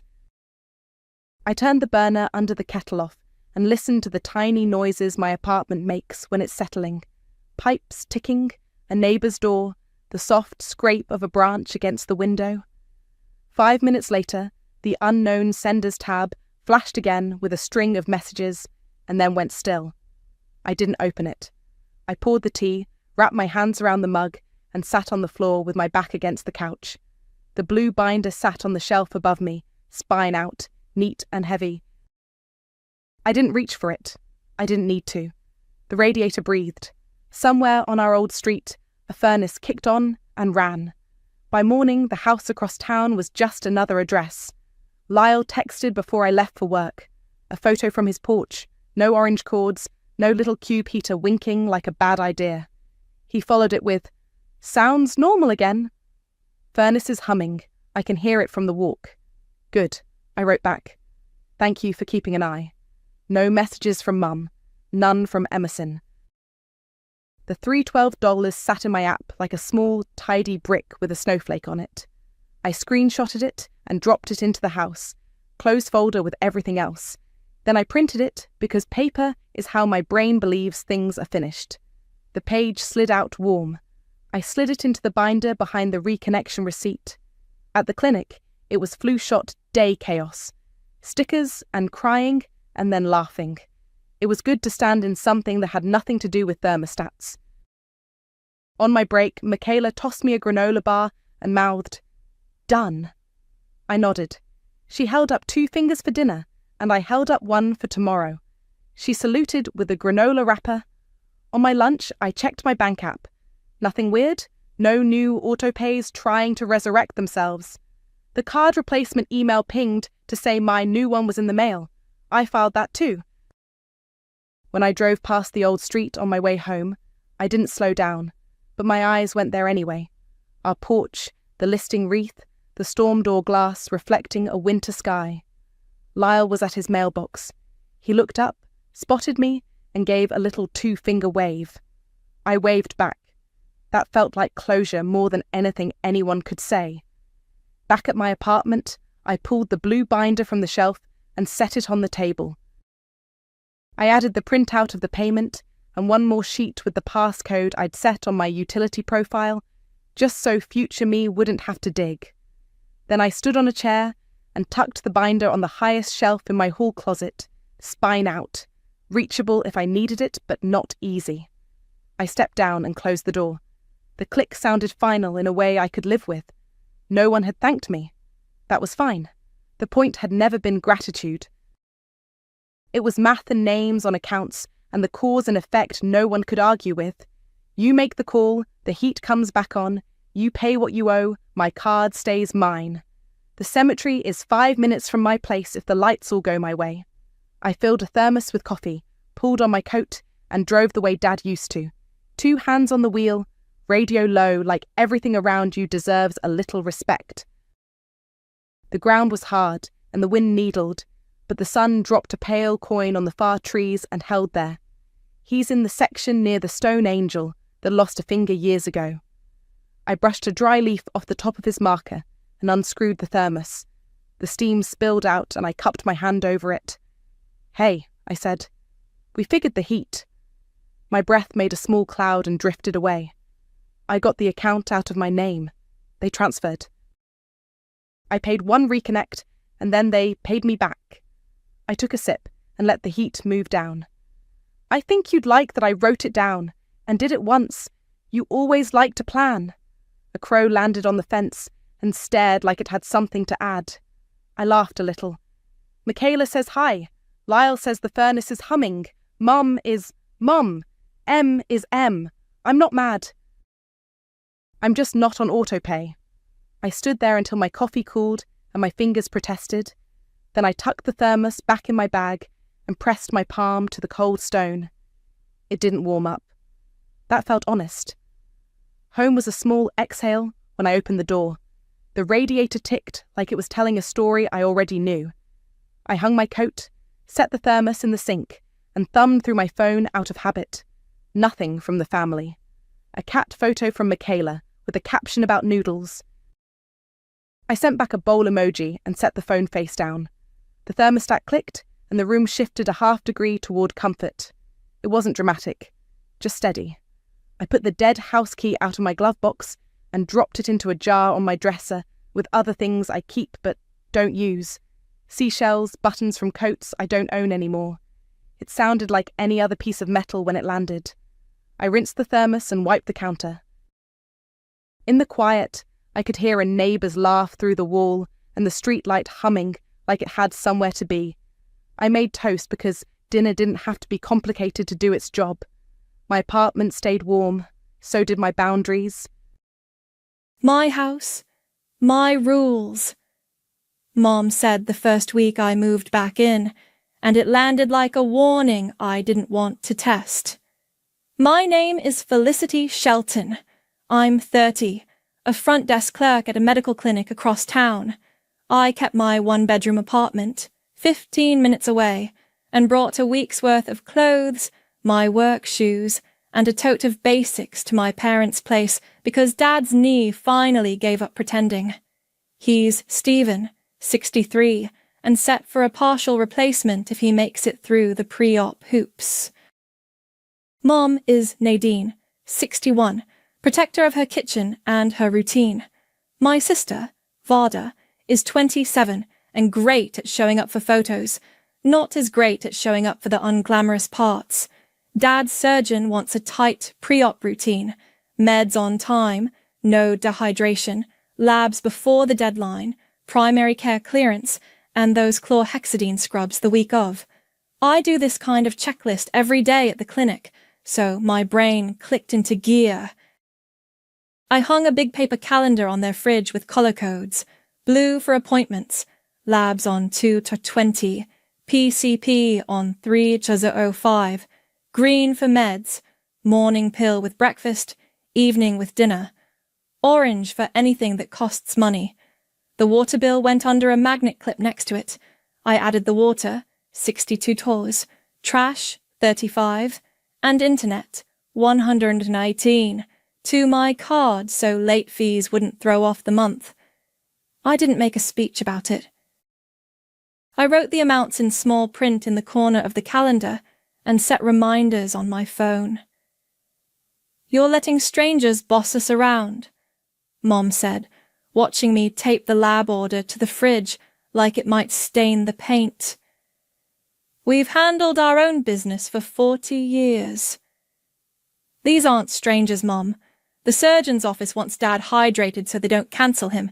It's just a checklist." I kept my voice even and pointed to the boxes.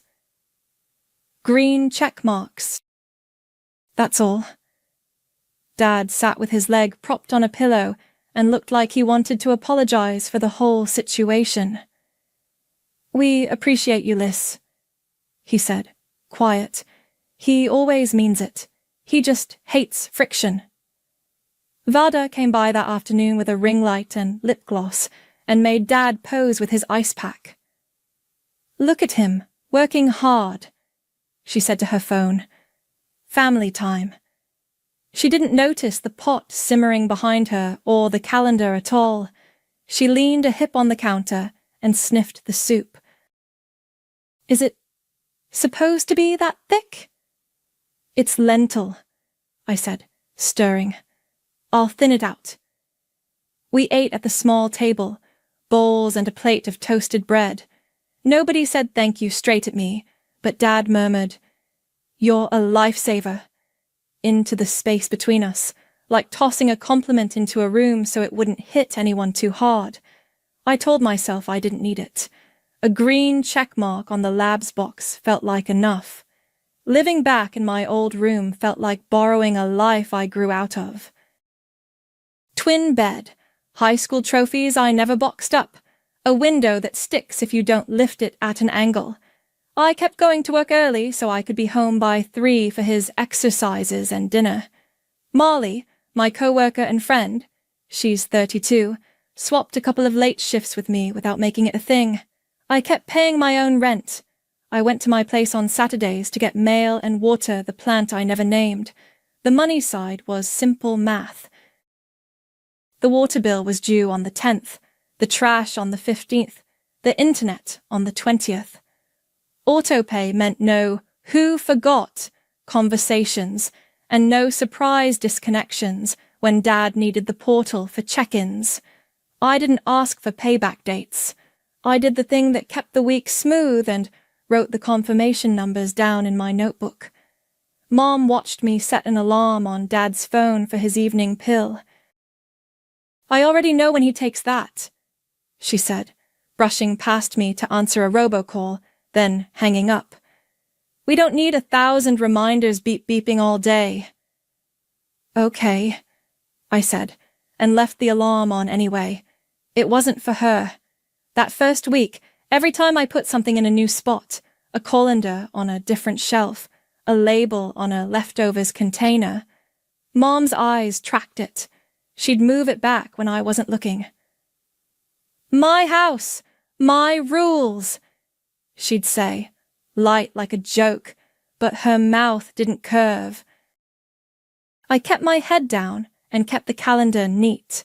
I pulled Dad's lab paperwork into a clear sleeve and tucked a pen behind the clip so no one would wander off with it. I filled the big water pitcher every night and set it on the top shelf where he'd see it, and I added a tiny blue dot to each day he finished it. Small, boring victories. When I hung my keys on the hook by the door, they clicked against Mom's set, Dad's set, and the spare that used to be mine. The sound felt like a contract I hadn't read closely enough. We were 2 weeks into the routine when Mom stood in the doorway while I was packing up leftovers. "I don't like feeling like a guest in my own home," she said, almost conversational. "You're not a guest," I said. "I'm here to keep the wheels on." She nodded, eyes on the calendar. "Just remember who's driving." I smiled without showing teeth and put another green check mark on the day. I could balance a whole house on those tiny boxes, at least for now. The label said chicken plus rice, Friday, in my handwriting.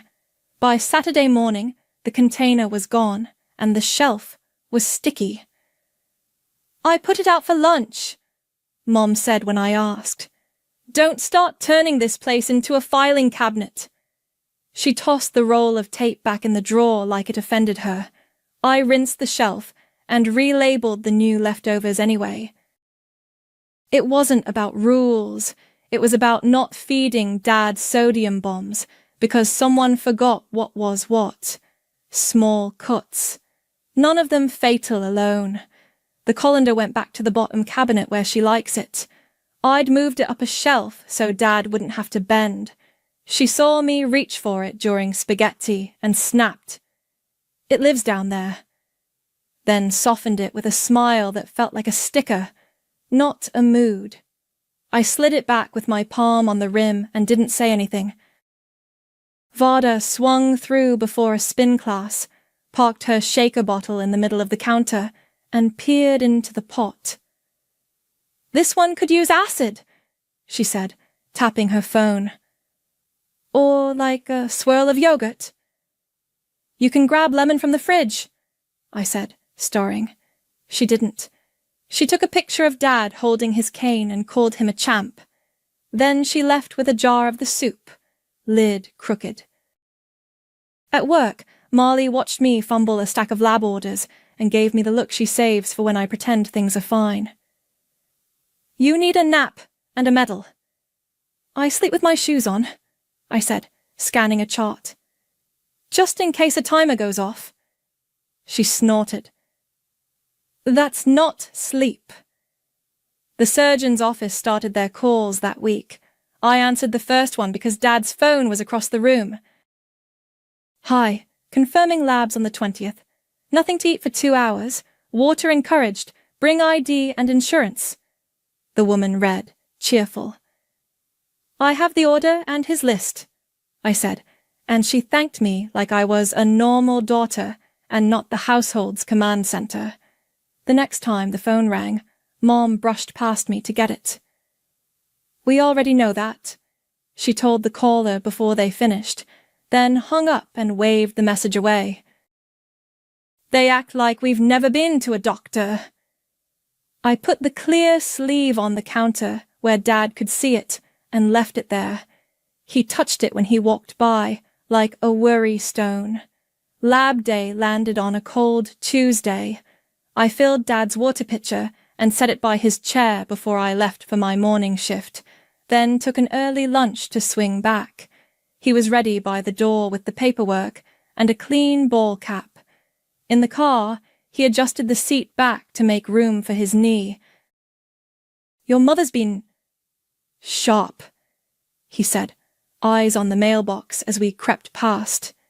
"She's wound tight." "I know," I said. "The streets were wet from a quick rain. I kept my hands at 10 and 2 and let the wipers do the talking. He hates when I argue with her more than he hates the sharpness itself. At the lab, I did what I do at work. Handed over the order, confirmed the address, double-checked his meds list. Dad cracked a joke about getting tapped out, and the phlebotomist smiled without losing rhythm. 20 minutes later, he was back in his jacket, cotton ball taped to his arm, a little paler, but fine. "You got us in and out," he said in the elevator, like I'd pulled a string other people can't find. "It's Tuesday morning," I said. "They're not busy." We stopped for bagels. He picked cinnamon raisin and tore it into halves in the car like he always does. On the drive home, my phone buzzed with a bank notification. $118 paid to the internet provider. Auto-paid doing what I set it up to do. I slid the phone back into my pocket and felt my shoulders drop a notch. One less orange box to remember. Back at the house, Mom was on the couch with the throw blanket folded corner to corner, TV low. "How'd it go?" she asked. "Done," I said, hanging Dad's jacket on the chair. I pulled the sleeve with the lab copy and clipped it to the fridge, then used a blue pen to mark a check in the square for the 20th. I added the confirmation number for the internet payment in small print under the orange dot. Habit. Mom watched the pen move. She got up, crossed to the sink, and ran water over a mug like she was erasing something. "I would have handled it," she said, not looking up. "You were at work," I said. "It's okay." She rinsed the mug again, even though it was clean. "We don't need a project manager for our lives," she said, soft enough it could have passed for a note to herself.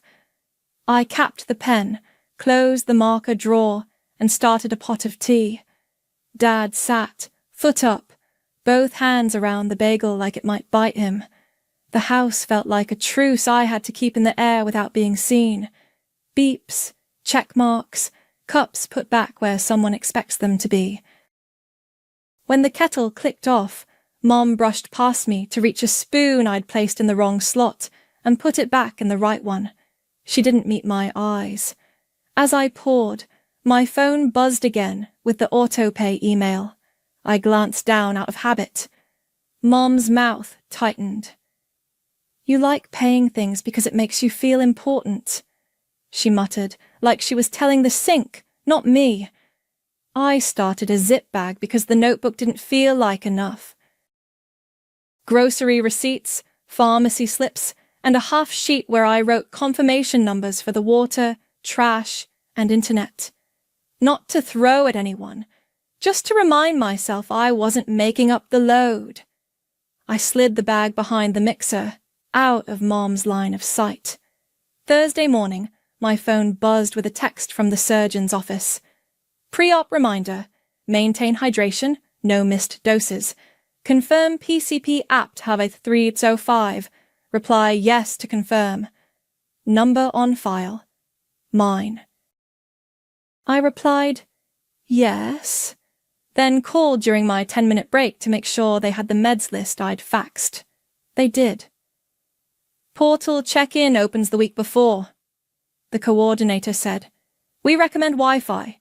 It times out on cellular." "Got it," I said, picturing the router light and the orange dot on the calendar. At lunch, I took Dad for a short drive around the block. It was raining again, the kind that makes the concrete smell like a wet sidewalk from school. He watched the windshield wipers. "I keep thinking I should be doing more," he said. "You're doing the list," I said. "That's the job right now." We went home and I checked off his morning water goal with a small blue dot. Mom came in from work, dropped her purse on the hall chair, and opened the mail with a butter knife. A water bill flyer slid out with "Sign up for easy pay" in big letters. She held it up like evidence. "See? We're not helpless." "You're already on easy pay," I said, and immediately wished I'd kept my mouth closed. "What do you mean, we're on?" She stopped and turned the flyer over. "Why does this say secondary contact? Felicity?" Her eyebrows pinched. "Why is your name on our account like you plan to stay forever?" I added my email so the confirmations would come to me, I said, keeping my voice even. The account owner is still you. Autopay is my card so the due dates don't slip. That's it. She folded the flyer in half, then in half again, slow. You don't get to stamp your name on everything just because you're organized. Dad cleared his throat from the recliner. She kept us from a late fee last month, he said, quiet. Mom didn't look at him. I know how to pay a bill. She tucked the tiny square of flyer into the drawer with the pens like a seed she might plant later. Mid-afternoon, Vada drifted in wearing gym leggings and a sweatshirt that said "Hustle" across the front. She set up her ring light on the counter and angled her phone toward the fridge. Updates from the trenches, she said to the camera, then to me, lower. Wait, you put your name on their utilities? I added a contact, I said, chopping carrots, so the emails don't vanish. She clicked her tongue. Kind of controlling, Liz. To her phone. We're on top of it, he's been a champ. She snapped a photo of Dad adjusting his knee wrap, then peered into the pot. Carrots are too chunky, people like delicate. Then grab a knife, I said, sliding the cutting board toward her. She smiled like she'd heard a joke and didn't feel like laughing, tapped out a caption, and packed a to-go container for herself with the lid crooked. Love you, Daddy, she sang, and was gone before steam fogged the ring light's mirror. The surgeon's office called again, right after. Mom grabbed it. We already confirmed, she said, and ended the call with a sigh near the receiver. They're relentless. I took the phone back to the charger and set it in its usual spot. Dad shifted forward. Can you keep doing rides until surgery? He asked, voice steady but eyes worried about the answer. Yes, I said, too fast. My chest tightened around the word like it had teeth. I marked the date for his PCP on the calendar in blue and wrote, Ride, me, small, in the corner. Dinner was simple. Chicken, the 2 chunky carrots, rice. I boxed leftovers and labeled them because I wanted tomorrow to be easy. After the dishes, Mom lingered in the kitchen, sliding the colander back into the bottom cabinet like it belonged there and only there. The house had that late evening quiet where every sound is loud, the click of the fridge, the hum of the light. I was wiping the counter when she spoke, voice cool and precise, words stacked like plates. I am not going to have a freeloader dictate how my house runs. The rag kept moving for a second after my hands stopped. Heat climbed my neck, then dropped away so fast I felt cold. I set the rag in the sink, lined it up with the edge like that mattered, and looked at her. I cook. I pay the bills that get the water and internet to the house. I drive Dad to the doctors, I said evenly. Not a defense, just inventory. Her chin tipped up a notch.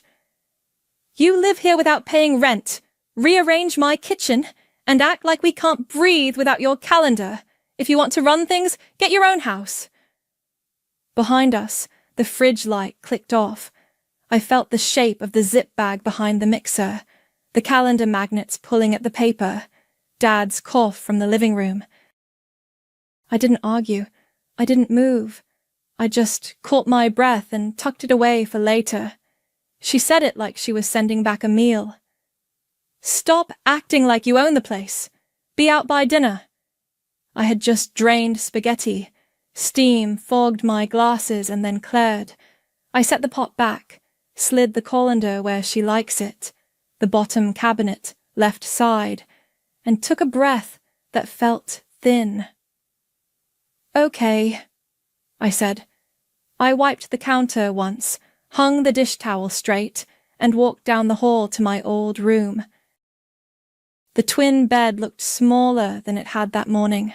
I pulled my tote from the closet, the bag I'd brought when I first came back. Toiletries, a week of clothes, my work shoes, chargers, the small notebook with confirmation numbers. I reached behind the mixer in the kitchen and took the zip bag of receipts. That went on top. Dad's voice floated from the living room. "What's for—" "Spaghetti!" Mom called back, quick, like a door shutting. I slid my phone into my back pocket and stood by the key hook. Mom's set, Dad's set, the spare. Mine had lived there for months. I took it off and set it on the entry table. Not dramatic, just not on their hook anymore. I texted Dad from the hallway. "I love you. I'll see you soon." 3 dots came and went. Then, "Love you, kiddo. Drive safe." I didn't go into the living room. I didn't invite a scene. I carried my tote out, balanced the spaghetti pot lid on top of the pot so it wouldn't rattle, and left the kitchen the way she liked it. My shoes sounded loud on the tile. At the door, I looked at the calendar once, blue checks, green marks, orange dots, and closed it behind me. The drive to my apartment took 14 minutes with the lights. I parked in my usual spot under the sycamore and carried the bag up the stairs. My place smelled like clean laundry and dust. I set the tote on the couch, turned on the lamp, and sat with my knees together like I'd come to an appointment. Then I did the part that mattered. Water first. I logged in, turned off autopay, and deleted my card. I double-checked the due date so I wouldn't be tempted to fill the gap later.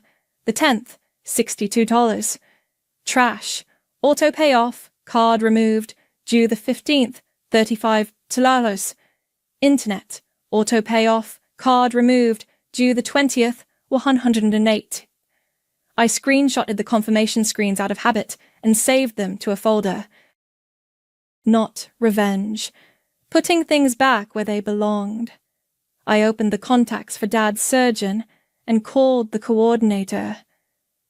"Hi, I'd like to change the primary contact number on file for Stephen Shelton to his wife's cell," I said, and read Mom's number. "You can remove mine. I won't be the one answering." "No problem," the woman said, typing. "Portal messages will go to the email on file. Do you want that updated as well?" "Yes," I said. I gave Mom's email. I listened to the keyboard clack, thanked her, and hung up. I called the primary care office and did the same. Pharmacy next. I moved refill texts to Mom and asked them to stop calling me. For the reminders I'd set on my own phone, I tapped them off one by one. Morning pill, evening pill, water check. The screen cleared, blank and quiet. It didn't feel like walking away. It felt like clicking a seatbelt. Her house, her rules, her phone. My phone lit up with a call from the house. I let it ring out. Then a text from Mom. "Are you serious?" Then, 2 minutes later, "You left the pot on low." I typed back, "Burners off. Spaghetti's sauced." Then I set my phone face down and went to run water into a glass. The quiet pressed at my ears in a way that was both new and familiar. I poured the water out and poured it again, just to do something. Another call, Dad this time. Voicemail picked up. "Hey, Liz.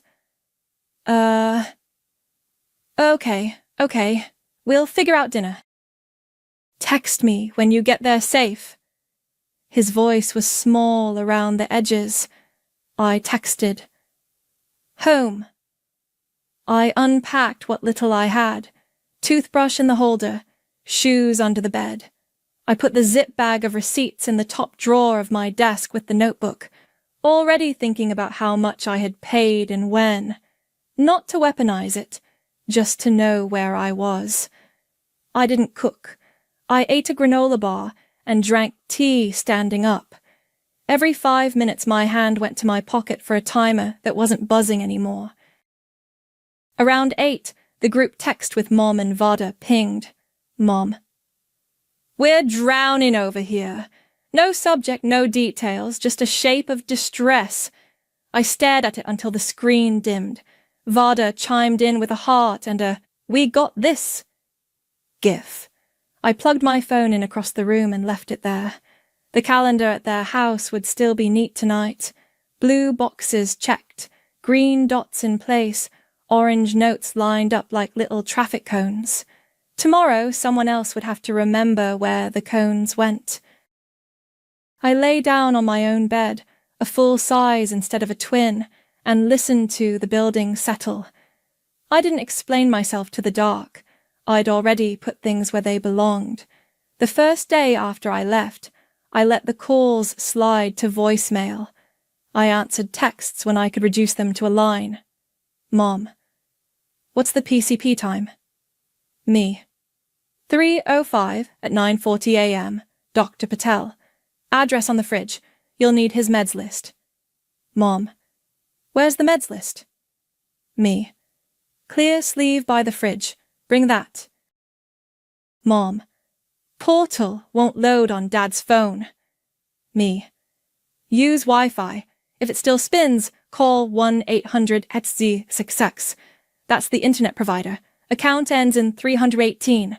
I didn't editorialize. I went to work, checked in patients, smiled at people who didn't know that my phone was face down under the counter, flashing with family names. At lunch, Marley walked in with a paper sack and the stubborn set to her mouth. That means she doesn't plan to take no for an answer. I brought you pad CU and a spring roll. Eat both. I have a granola bar, I said, but I took the chopsticks. She sprawled on the extra chair and watched me for a beat. You don't have to explain a boundary that was demanded of you. I speared a piece of broccoli. She said, be out by dinner. And you were, Marley said. That's the whole point. She wiped soy sauce off the desk like she worked there. If they ask for info, send it. If they ask for you, that's different. That night, Dad left a voicemail, his voice soft, like he was stepping on a sleeping dog. Hey, Liz, I hope you're okay. Maybe coffee tomorrow? I could sit on the porch. I texted back. Saturday works if it works for you. I'm off by 10. 3 dots then. Saturday sounds good. Mom texted in a separate thread. Your alarms are still going off on his phone. Me. You can turn them off in the clock app, or leave them. They're for Dad. On Friday, Vada posted a story of her manicure, pale pink, the caption, Family Rally Mode. A song played under it with hand claps. I watched it once on mute. Saturday morning came and went. At 9, Mom texted, he didn't sleep. Rain. Another day. Me. Okay. Let me know a time when you're set. I'm free after 5 all week. She didn't reply. I didn't push. Sunday I did laundry and ate cereal out of the box. I put the zip bag of receipts in a shoebox on my closet shelf and closed the door. The apartment held my movements like it was getting used to them again. Monday was busy at the clinic. A walk-in needed a form faxed 3 times to the same number because the header cut off, and a toddler with a mop of curls told me every animal sound he knew while his mom booked a vaccine. Between patients, my phone lit up. Mom. Router blinking red. Me. Unplug it for 60 seconds. Plug back in. If it stays red, call 1-800-XTATS-X. Account ends in 318. Mom. We don't need you to run our house. Me. I'm giving you the number you asked for. She didn't write back. Tuesday was the PCP appointment. At 8:10 a.m. Mom. What time again? Me. 9:40. Arrive 9:20 for paperwork. Bring ID, insurance card, meds list. At 10:15, nothing. At noon, Dad. We're rescheduling. Ran late. He added a thumbs-up emoji like he was trying to ease the bruise. Me. Call 555 Zoom Fryat. They'll give next availability. Ask about pre-op window so it lines up. Wednesday, I left work right on time and walked the long way home past the laundromat with the neon sock sign. The quiet in my apartment cracked a little and then settled. Calls kept coming in pulses. Pharmacy. Refill ready? I forwarded the text to Mom and didn't add commentary. She'd asked me to leave. I had left. By Friday, I could drink tea on the couch without flinching for timers. Marley texted me a meme of a cat guarding a boundary fence. I snorted loud enough to startle myself. Over the weekend, Mom. How much is water? Me. $60, due 310, account 452117. Pay online at cityutilities.com or call 555-2200. Reconnect is $40 if service stops. She left that part on read. Dad tried again about coffee. Rain check, he said, and laughed at his own pun, and then went quiet. I'm trying to make it easy on your mother. I know, I said. I'm here, just not as the safety net. On day 13 after I left, my phone rang with a number I didn't recognize. I almost let it go. I didn't. Liz. Dad's voice, thin with embarrassment I could hear but couldn't fix. I'm at Gerald's, next door. Our water's off. I stood up before I knew I had. Did you get a yellow tag? Yeah, he said. Paper rustled near the receiver. It says, past due and a number and a fee if they come back out. Okay, I said. I kept my voice steady. Do you have the account number? Your mother has the folder, he said. She's at work. I came over to ask Gerald if I could use his hose to fill a bucket. He said I should call you. I breathed once. You have the number on the tag. Call and pay by card. It's $62 plus a $40 reconnect if they've processed the shut-off. They'll tell you. If you need the account number, it's 452117. He let out air. Okay. Thank you. A beat. I'm sorry. I know, I said. Call them first, then call Mom. When we hung up, I sat back down and looked at my hands. They'd stopped shaking. The apartment was quiet enough to hear the clock tick. Boundaries weren't loud. They did their job in the silence. They knocked like they weren't sure whose door it was. When I opened it, Mom held a yellow shut-off tag and an unopened envelope stamped "Past Due" in red. Dad stood half a step behind her, smaller somehow, eyes wet from embarrassment, not tears. Why would you stop paying like that? Mom said, before I could move. Her voice was flat, like she already knew the answer and wanted me to doubt it. Come in, I said.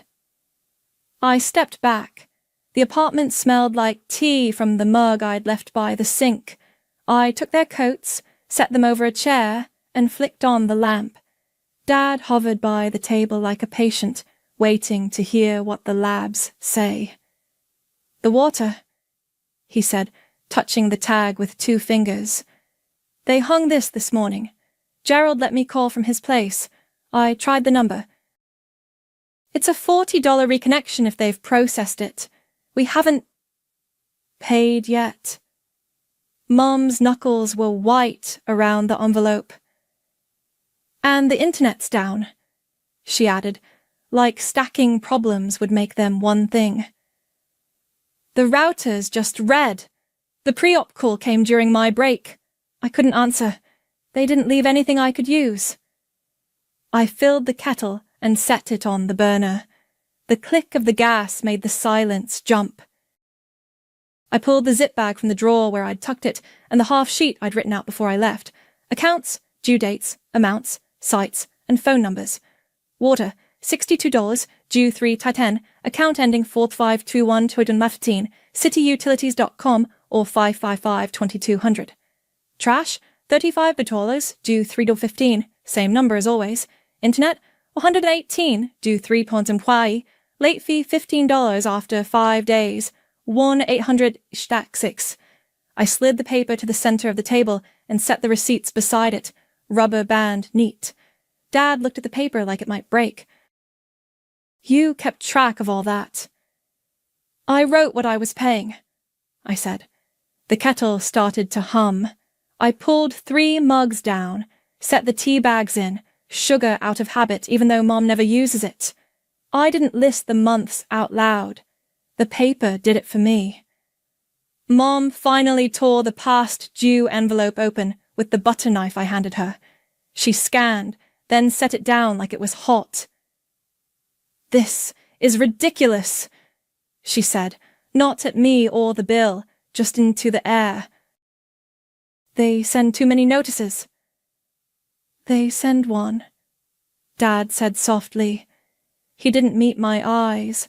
I poured water over the tea bags and slid a mug to each of them.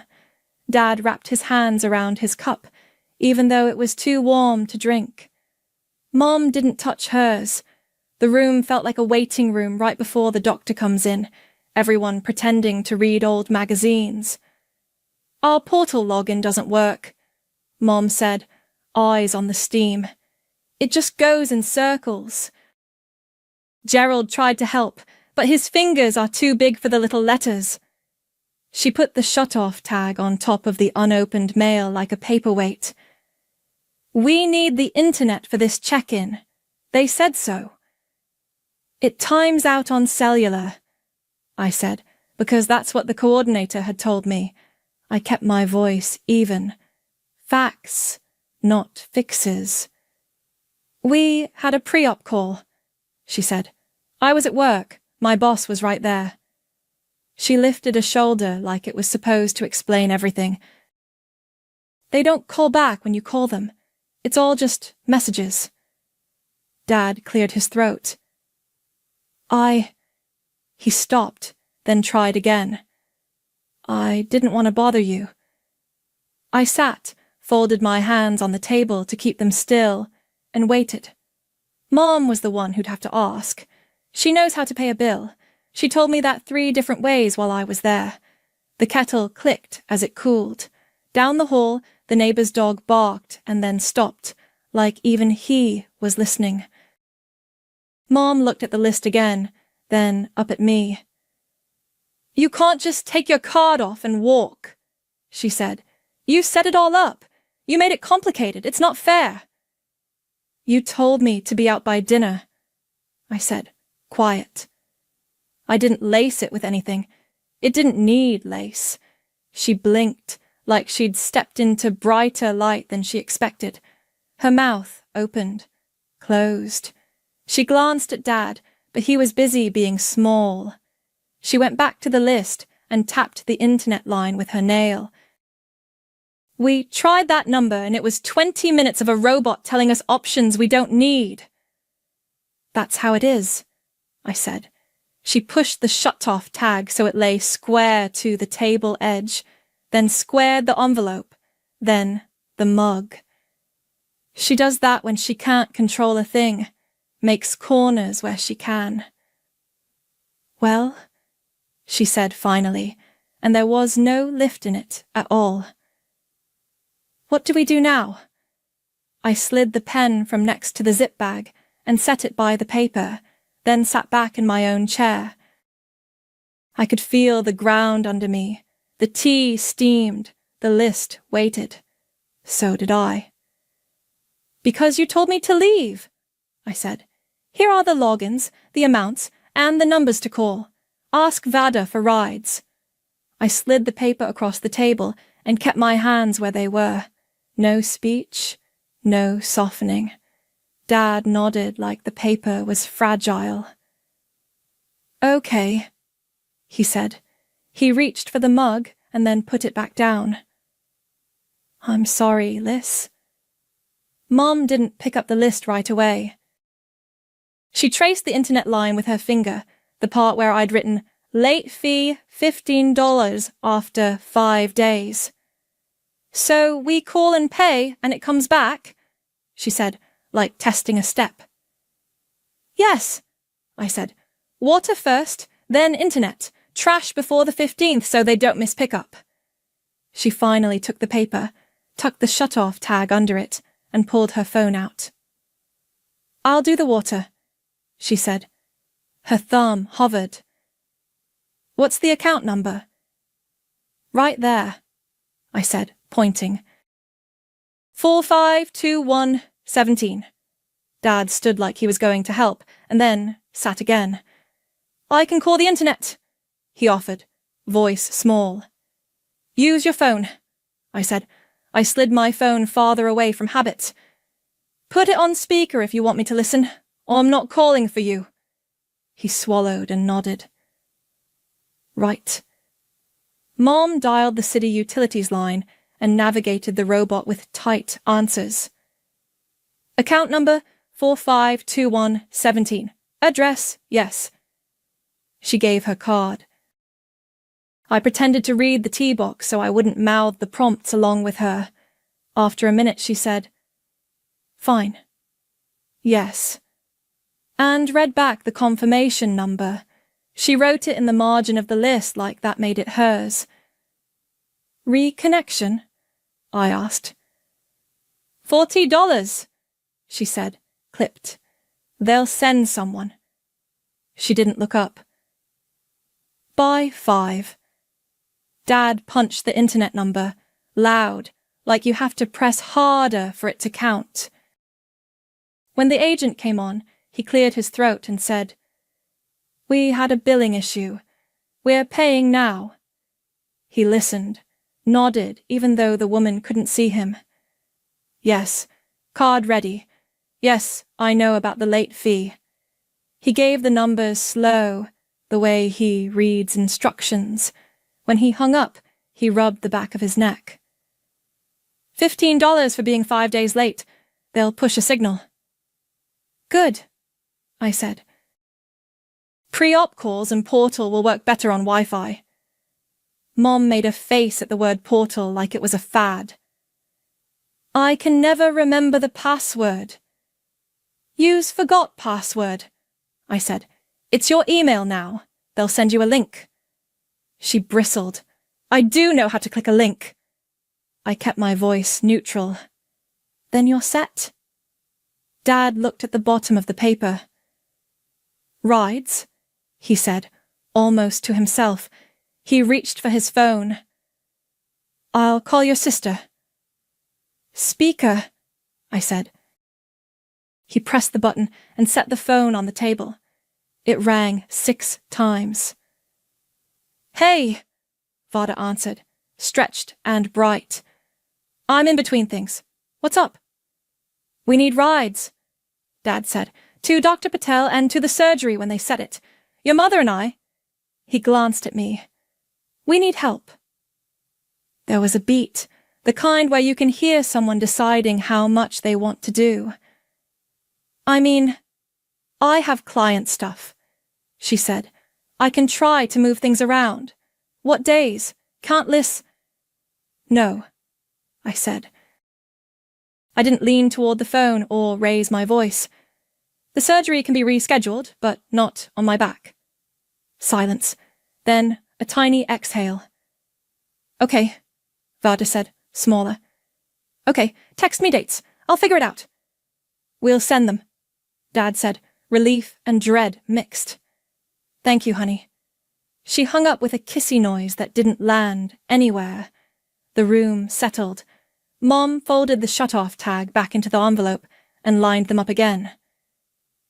You've made this very transactional, she said, not looking at me. It is, I said. Dates, numbers, logins. That's what this is. She looked like she wanted to say more, then didn't. She slid the list toward Dad. Write those confirmation numbers somewhere we won't lose them, she said, and put the water bill in my calendar. He nodded and pulled a pen from his shirt pocket. the one he carries for crossword clues. He wrote slow and neat on the back of an old envelope. I stood. It wasn't a dismissal. It was me, standing in my own apartment. "Anything else you need before you go?" I asked.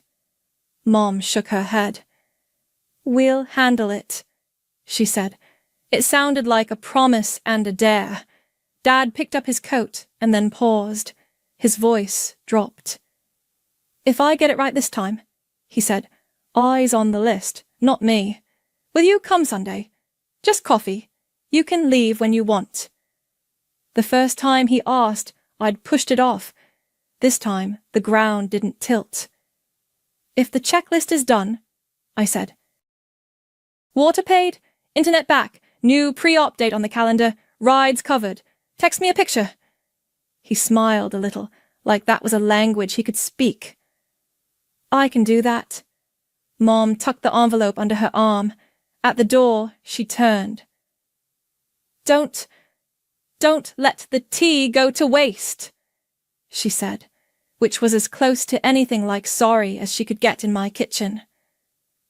"I won't," I said.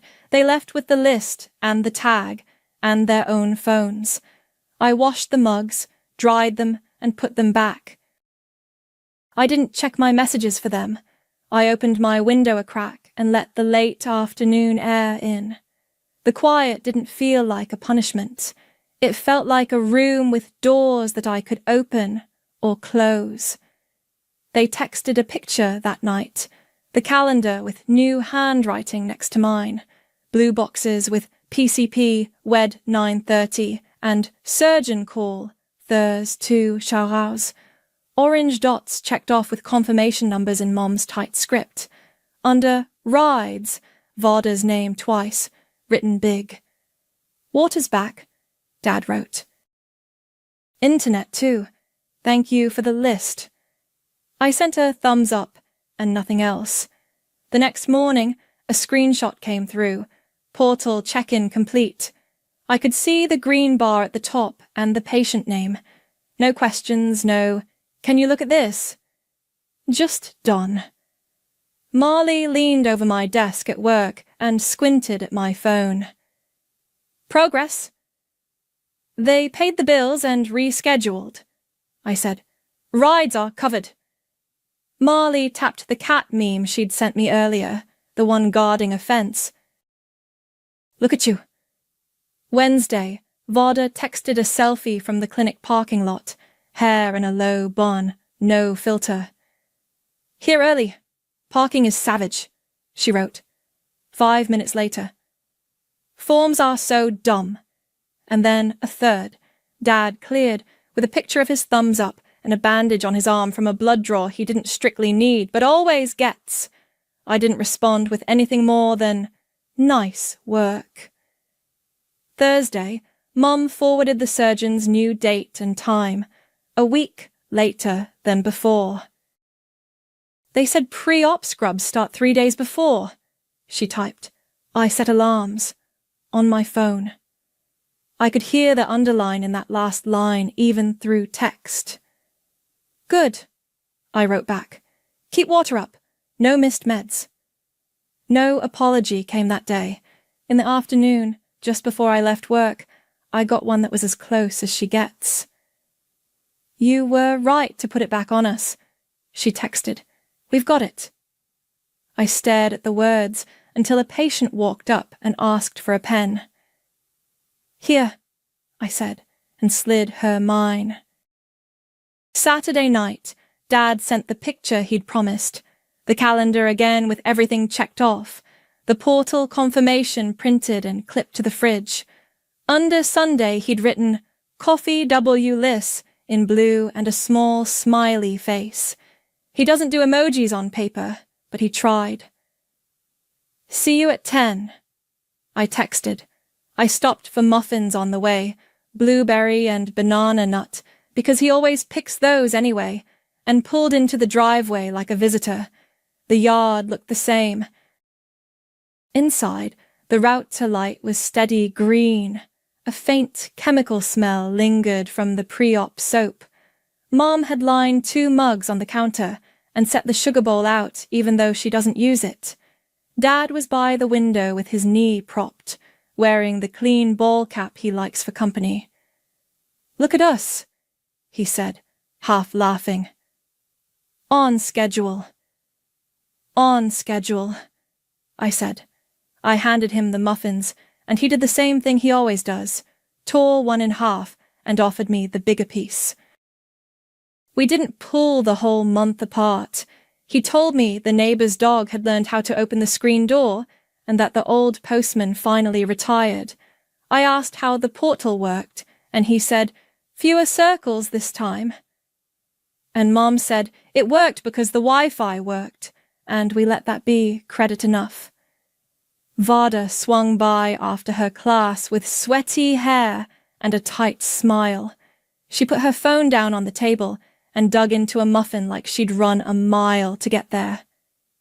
"Traffic is a scam," she said. The nurse made me park in the back because the front lot was full, and then they wanted us upstairs and downstairs and back upstairs. But we made it. "Thank you for taking the mornings," I said. It wasn't loaded. It was, "Thanks." She shrugged, but didn't hide the little lift in her shoulders. "He's funny when he's nervous," she said, nudging Dad's foot. "He told the phlebotomist she'd have to wring him out like a dishcloth to get enough." Dad put a hand over his face and groaned, smiling under it. It was a good joke. We ate muffins, and I stayed exactly as long as I said I would. When I stood, Dad did too, slower. "You coming by after surgery?" he asked, careful. "Text me the time they take you back," I said. "I'll stop in once you're home and settled. I won't run the show." "I can bring soup." He nodded like that was a language he understood. "Deal." In the hall, Mom stood by the key hook. She had something in her palm, closed over it like a secret. When I got close, she opened her hand. The spare key lay on her skin, the one that used to be mine. "If you want it," she said. No edges on it, just the offer. "Not yet," I said, and watched her absorb it. She nodded once, like she'd been expecting that answer, and had decided not to be mad at it. "Take a muffin," she said, because she still has to say something that sounds like control. "I did," I said, and held up the little paper bag. On the porch, the sun felt like late morning. I sent Marley a photo of the steady green router light and the calendar with a crowded Sunday square. She sent back 3 sparkles and, "That's the stuff." In my car, my phone buzzed. Dad. Proud of us. Me. Me too. Boundaries didn't punish anyone. They kept me from drowning. The water ran, the internet blinked steady, the calendar held more than my handwriting. I drove home with 2 muffins and no timers in my head. When the next reminder chimed on someone else's phone, I didn't hear it. I didn't need to.